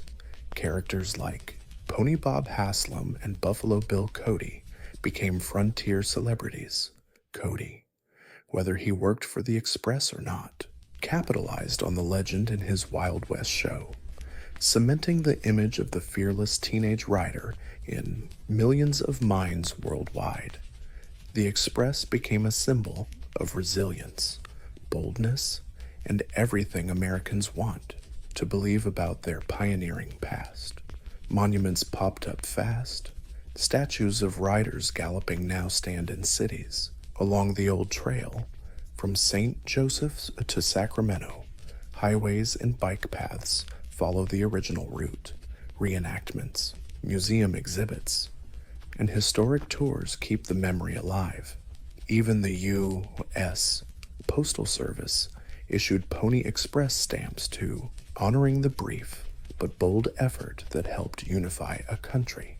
But the story sticks around for a deeper reason. Pony Express reminds us of a time when human endurance had to race neck and neck with nature's obstacles, when communication meant risking it all, and connecting took guts. That tells us speed didn't come from satellites, but from pure determination and the will to brave snow, deserts, and darkness with just a horse and a dream. In today's world of instant messages and global networks, it's easy to forget how hard communication used to be. Pony Express stands as a tribute to those who crossed impossible distances, not with fiber optics or electricity, but with muscle, grit, and a pounding heartbeat. Its legend lives on not because it lasted long, but because in one short, brilliant flash, it beat the impossible. The first known beer wasn't served in cold glasses or fancy labeled bottles. It came in a clay jug right in the middle of a Sumerian village thousands of years ago, long before Rome rose or pyramids were built. The ancient Mesopotamians, especially the Sumerians, brewed beer in a way both simple and sacred, and they didn't just drink it, they worshipped it. Beer in Sumerian society wasn't just a regular drink, it was staple food, currency, religious offering, and a symbol of civilization itself.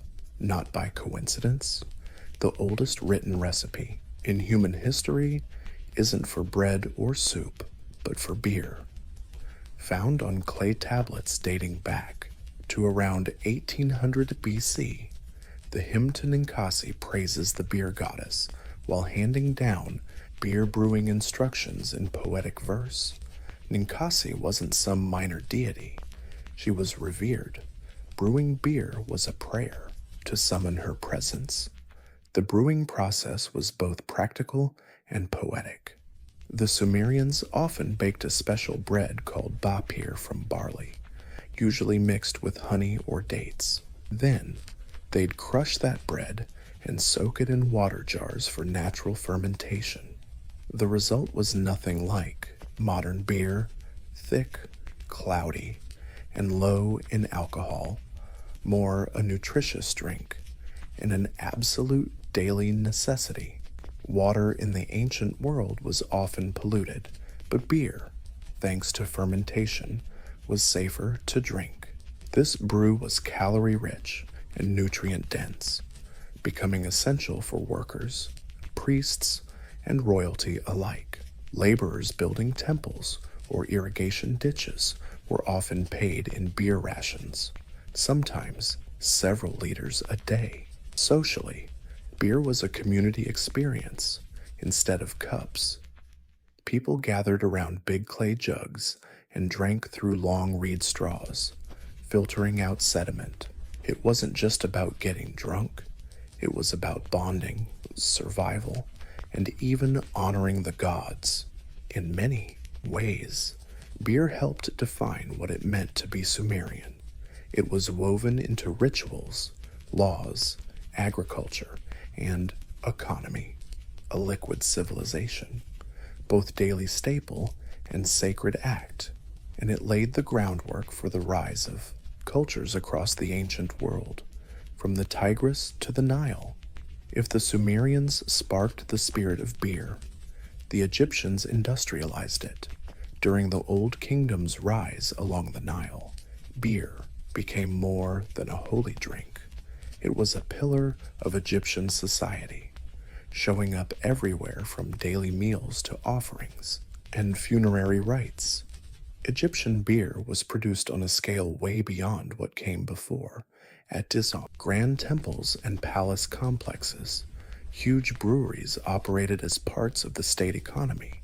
In fact, beer production was often overseen by religious institutions.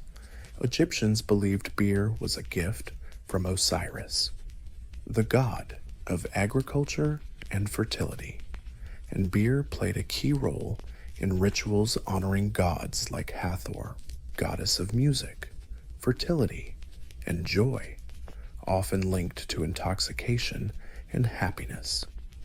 The brewing process was similar to the Sumerians, but evolved in technique and scale, offerings and funeral rites. Egyptian beer production blew past anything done before at large temples and palace complexes. Giant breweries operated as part of the state economy. In fact, beer production was often overseen by religious institutions.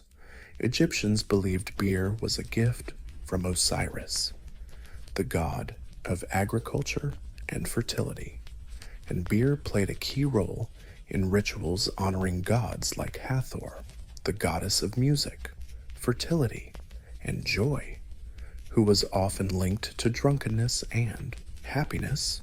Their beer-making process was like the Sumerians, but way more advanced in both technique and scale. Partially baked wheat, or barley bread, was crushed into big vats and mixed with water. They added dates or honey for sweetness and to kickstart fermentation in clay jars. The resulting brew was thick, unfiltered, and super nutritious. Sometimes they even drank it with spoons instead of sipping. Beer wasn't just for the living, Tombs were stocked with jars of beer for the afterlife. Alongside bread loaves and meat, beer was seen as that a respectable trip to the afterworld was unthinkable without it. Recipes for the dead, lists of beer offerings to gods, and murals showing the brewing process all highlight its spiritual value. But beer also fueled the labor economy. Pyramid builders weren't slaves. They were paid workers whose daily rations included beer, sometimes up to 4 liters a day. No, it wasn't a free pass to get wasted. It was the perfect mix of water, nutrition, and morale. One archaeologist even called it the ancient Egyptian energy drink. The state kept tight control over production and distribution. Taxes were slapped on beer, and quality was regulated. Women, especially nuns and temple workers, often brewed the beer, cementing its ties to family life and sacred power. In short, beer in Egypt wasn't some side note. It was the main event. It fed the people, pleased the gods, and filled the tombs, and like the Nile, it flowed through every nook and cranny of Egyptian life in ancient civilizations. Beer wasn't just a drink, it was a sacred communion. The presence of beer foam was invited into temples, funerals, and festivals. Fermentation wasn't seen as a chemical process, but a mystical transformation, a gift from the gods, turning plain grain into a holy liquid. Brewing was a spiritual interaction, and drinking beer was joining something bigger than just staying alive. In Sumer, the goddess Ninkasi embodied this connection. Her hymn was both a prayer and a recipe, a sacred act and a brewing manual. Rituals might start with chants to call her presence before fermentation began. The final beer was likely offered to temples, handed to priests, and even poured as libations to the gods. In Egypt, beer's spiritual use was even more deeply embedded in religion. Temples brewed their own beer for daily offerings, sometimes hundreds of jars at once. During the annual drunken festival, devotees honored the legend of Sekhmet, the lion-headed goddess of destruction who was tricked into drinking blood-red beer. As a result, her bloodthirst was quenched and humanity saved. This powerful story shows beer was truly seen as a force that could tame divine wrath.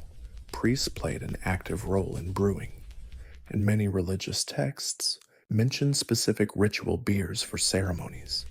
The presence of beer commerce was also key. People believed beer sustained souls on their journey to the afterlife. Some tomb inscriptions even list exact ritual beers alongside prayers and hymns outside the temples. Seasonal festivals often featured massive communal drinking. These weren't your average parties. They were acts of connection between the human and divine worlds. Whether harvest celebrations, memorials, or solstice events, beer blurred the line between the mundane and the mystical. Even later cultures, like the Hebrews or Hittites, kept beer's spiritual meaning alive. While wine was favored in elite rituals, beer stayed linked to fertility, land, and the working class, holding onto its ancient role as a sacred, grounding force in the ancient world. Drinking beer wasn't just about quenching thirst, it was about syncing with the cosmic rhythm, the gods, nature, and the cycle of life and death.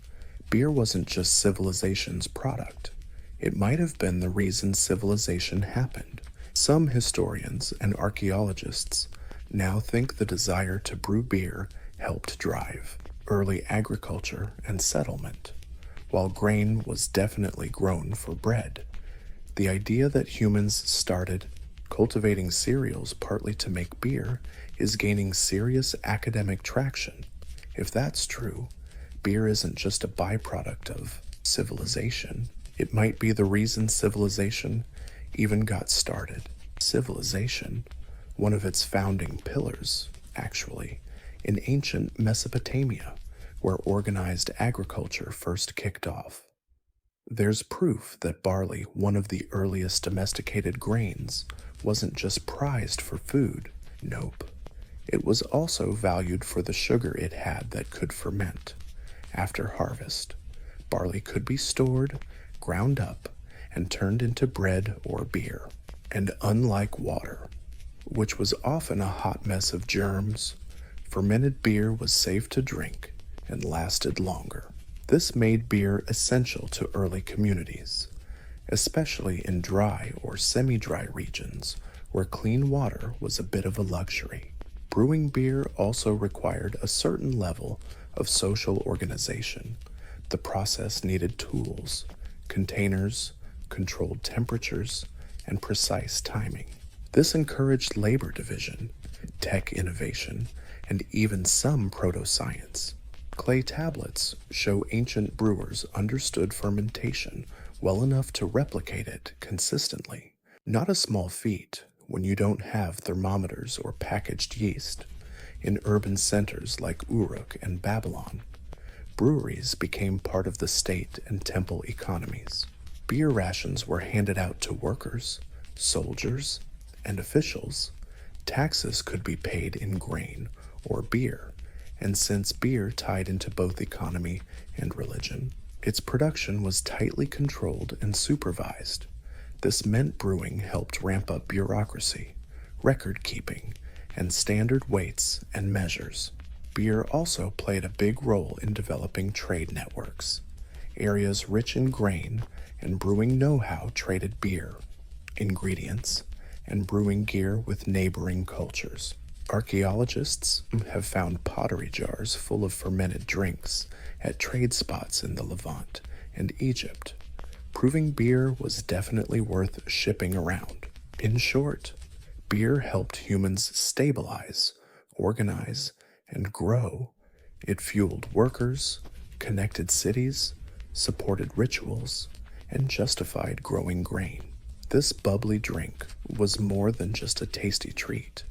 It was liquid infrastructure, building the foundation of the ancient world sip by sip, long before industrial breweries or written recipes.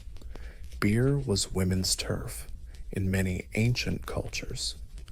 Brewing wasn't a man's job, it was a near sacred family art, passed down from mother to daughter like a secret recipe in Sumerian society.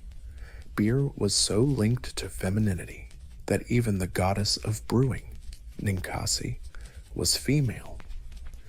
This wasn't just symbolism, it reflected that Sumerian women were the main brewers both at home and in temples. Brewing beer and baking bread often happened side by side, both involving fermentation, while men handled politics and trade. Women cooked and brewed to feed families and communities. In Egypt, women kept dominating home brewing, fermenting beer in clay pots using lightly baked bread made from grain, water, and flavorings. It was hard work, but a regular gig. Many women brewed daily or weekly, not just for family, but to sell or trade at local markets. Wealthier households had female servants or workers managing small breweries.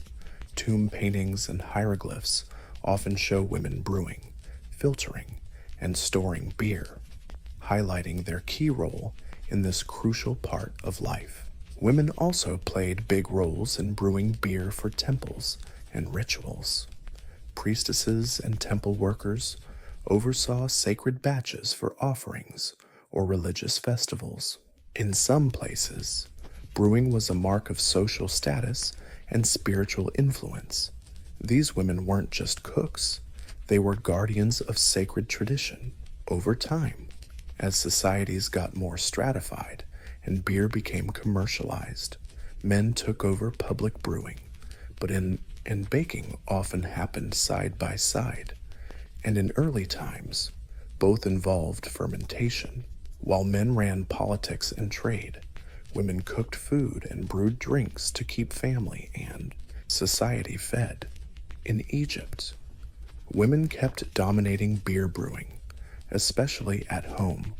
Beer was brewed in clay pots, using lightly toasted cereal bread, water, and flavorings. It was hard work but done regularly.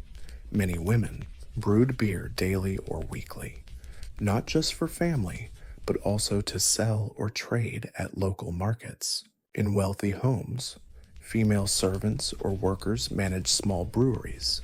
Tomb paintings and hieroglyphs often showed women brewing, filtering, and storing beer, highlighting their central role in this crucial part of life. Women were also heavily involved in brewing for temples and rituals. Priestesses and temple workers usually oversaw sacred batches used as offerings or at religious festivals. In some areas, brewing was a sign of social status and spiritual influence. These women weren't just cooks, they were guardians of sacred tradition. Over time, as society grew more stratified and beer became commercialized, men started taking over public beer production. But in the early chapters of beer history, women were the bosses. They developed methods, managed ingredients, and protected the know-how. Interestingly, this tradition lasted all the way into the Middle Ages. In Europe, many early brewers were herring fishing women who made and sold beer at home. Some even wore tall hats at the market, a detail that later got twisted into the classic witch stereotype. But back in ancient times, a woman holding a teapot wasn't sketchy at all. She was respected, nurturing gods and mortals alike, one pot of tea at a time. Brewing back then wasn't just luck and magic. It was a craft honed over generations, mixing observation, trial, and error, and a good grasp of the environment. Generations. Combining observation, experimentation, and environmental knowledge. Although each culture had its own twists, the core brewing rules were surprisingly consistent: grains, water, fermentation, and patience. But the juicy details are what grab you. The main grain used across most of the ancient world was barley, though wheat was also popular, especially in Egypt. These grains weren't just picked for availability, they packed sugars and enzymes crucial for fermentation. Grains were usually partially husked, soaked in water, and allowed to sprout a bit, then mashed into a mush or baked into special bread for brewing. Both Mesopotamian and Egyptian traditions. These bread loaves, called papir in Sumer, were crushed in big ceramic vats filled with water. The mix got stirred, sometimes boiled, and then left to ferment. Wild yeast from the air or the containers themselves kick-started the magic. Nobody really knew what yeast was, but they knew it worked. And some jars made better beer, probably because of leftover yeast colonies. To sweeten or flavor the brew, brewers added dates, honey, herbs, or spices. Egyptian beer, in particular, was thick and sweet, almost like a watery porridge. Filtration was optional. Some versions were sipped through straws to dodge the sediment. Others were so hearty they counted as a full meal, especially for workers and the poor. Temperature played a big role in hot climates like Egypt and Mesopotamia.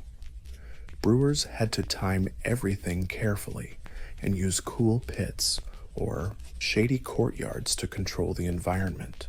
Sometimes beer fermented in sealed clay jars, while other times it was served fresh.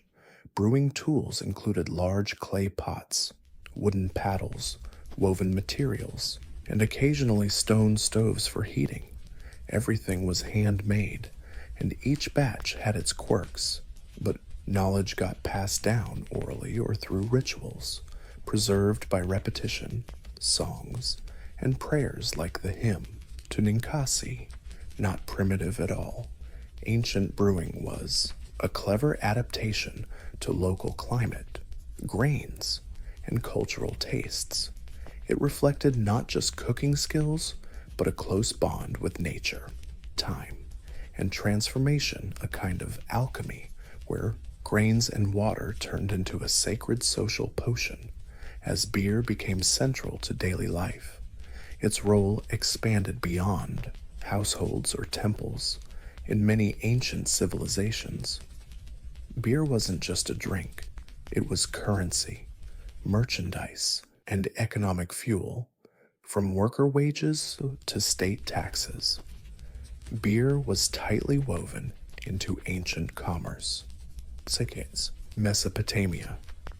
Beer was a vital part of the rationing system. Workers, builders, farmers, even scribes got daily beer rations as part of their standard pay. The quantity and quality shifted with rank. Higher-ups scored refined brews, while laborers got thicker, rougher stuff. Uneven tablets detail these allocations, and thousands of ancient receipts show beer trades in action. The evidence points to it being as crucial as silver or grain in the economic ecosystem. Brewing itself became a profession, breweries often, and economic motivation, from workers' wages to state taxes. Beer was directly tied to ancient trade activities.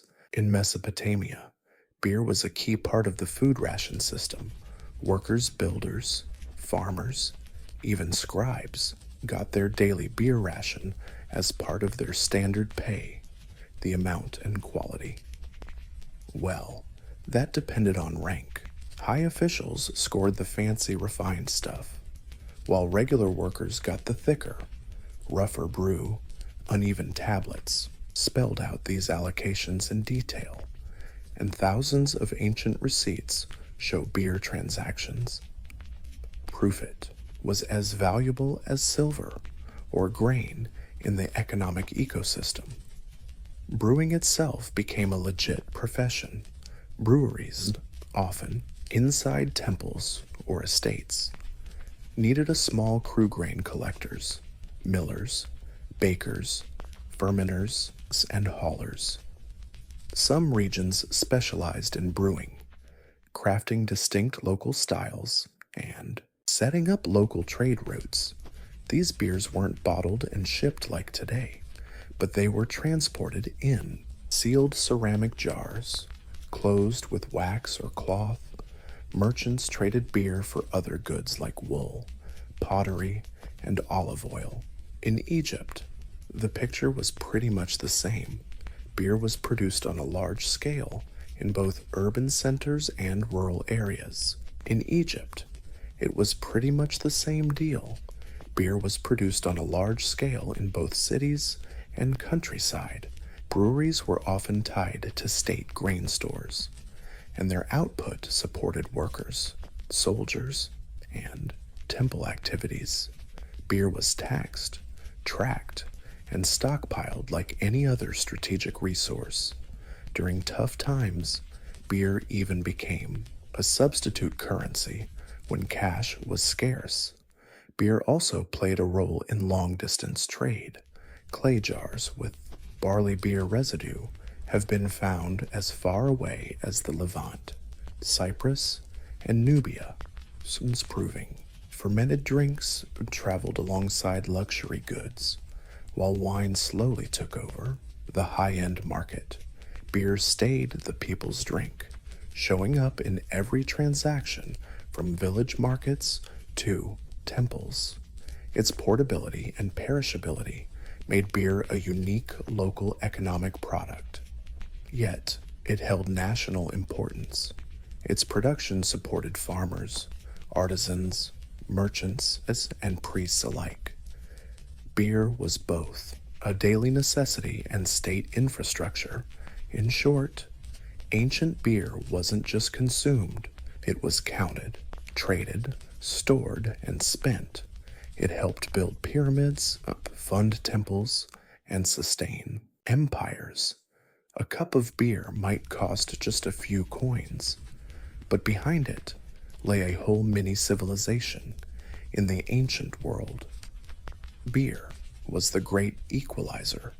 Everyone drank it, but not everyone drank the same kind, like food, clothes, and language. Beer reflected and reinforced the rigid social hierarchy of the time, while common folk sipped on rich, strong brews to survive. The elite turned beer into a status symbol, an offering, and sometimes even a political tool.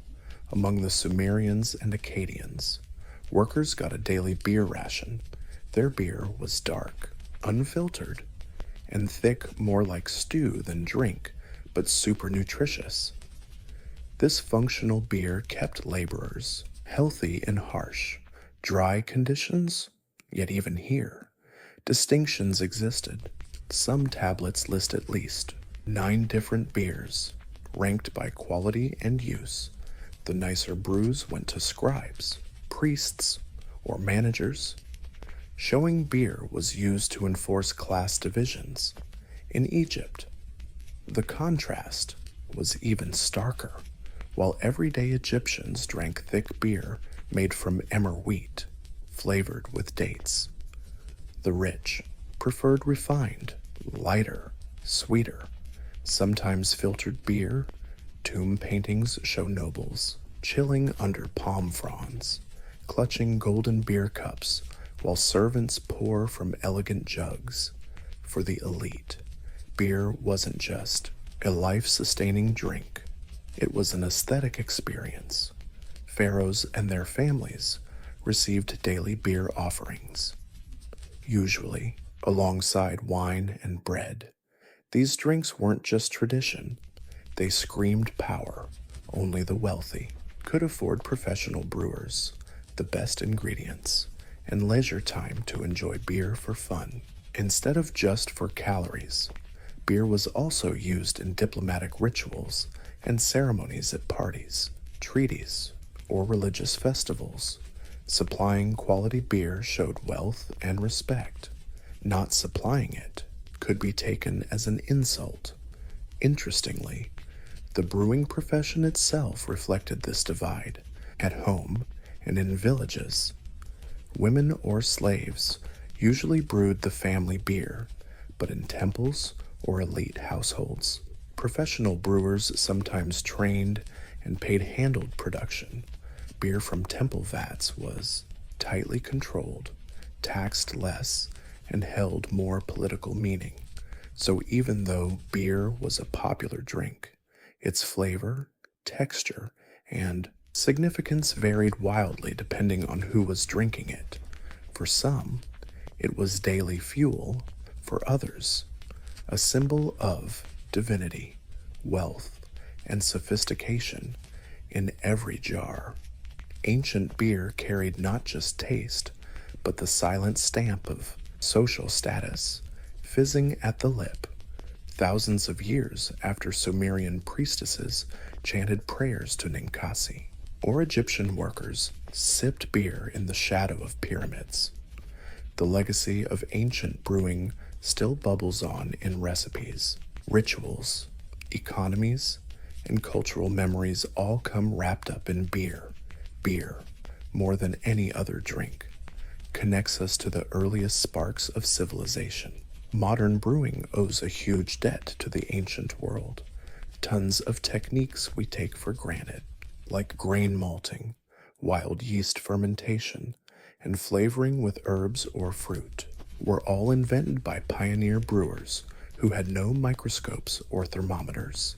Instead, they relied on gut feeling, tradition, trial and error, oral wisdom, and a hefty dose of spiritual respect. These ancient hacks laid the groundwork for the science of brewing we know today. That old-school reverence for beer still bubbles up in cultural traditions. Places like Ethiopia, Peru, and rural Eastern Europe still brew in clay pots, often using family recipes passed down through generations. The vibe of Sumerian and Egyptian kitchens lingers on. Here, brewing isn't just a hobby or a business. It's a community ritual, just like it was 5,000 years ago. The symbolic power of beer endures. Festivals, holidays, and social gatherings worldwide still treat beer as the star of the show, a symbol of celebration, bonding, and identity. Even sharing a pint at the pub echoes the spirit of that communal Sumerian clay jug, with beer acting as a bridge between people. Academically, studying ancient brewing has spawned a whole new field called archaeobiology. Using residue analysis, scientists have recreated ancient beer recipes, brewed them, and even sold them commercially. Experimental archaeology projects have nailed brewing from Egyptian tomb formulas, giving modern folks a literal taste of history. But maybe most importantly, ancient beer reminds us civilization wasn't just built on conquest, stone, or steel. It was also built in kitchens and breweries by everyday people turning grain and water into life, economy, and culture, made by women, used by workers, and offered to gods. So next time you raise your glass, remember, you're not just drinking a beverage, you're joining one of humanity's oldest and most popular rituals, a legacy brewed over millennia that's still evolving everywhere in the world today.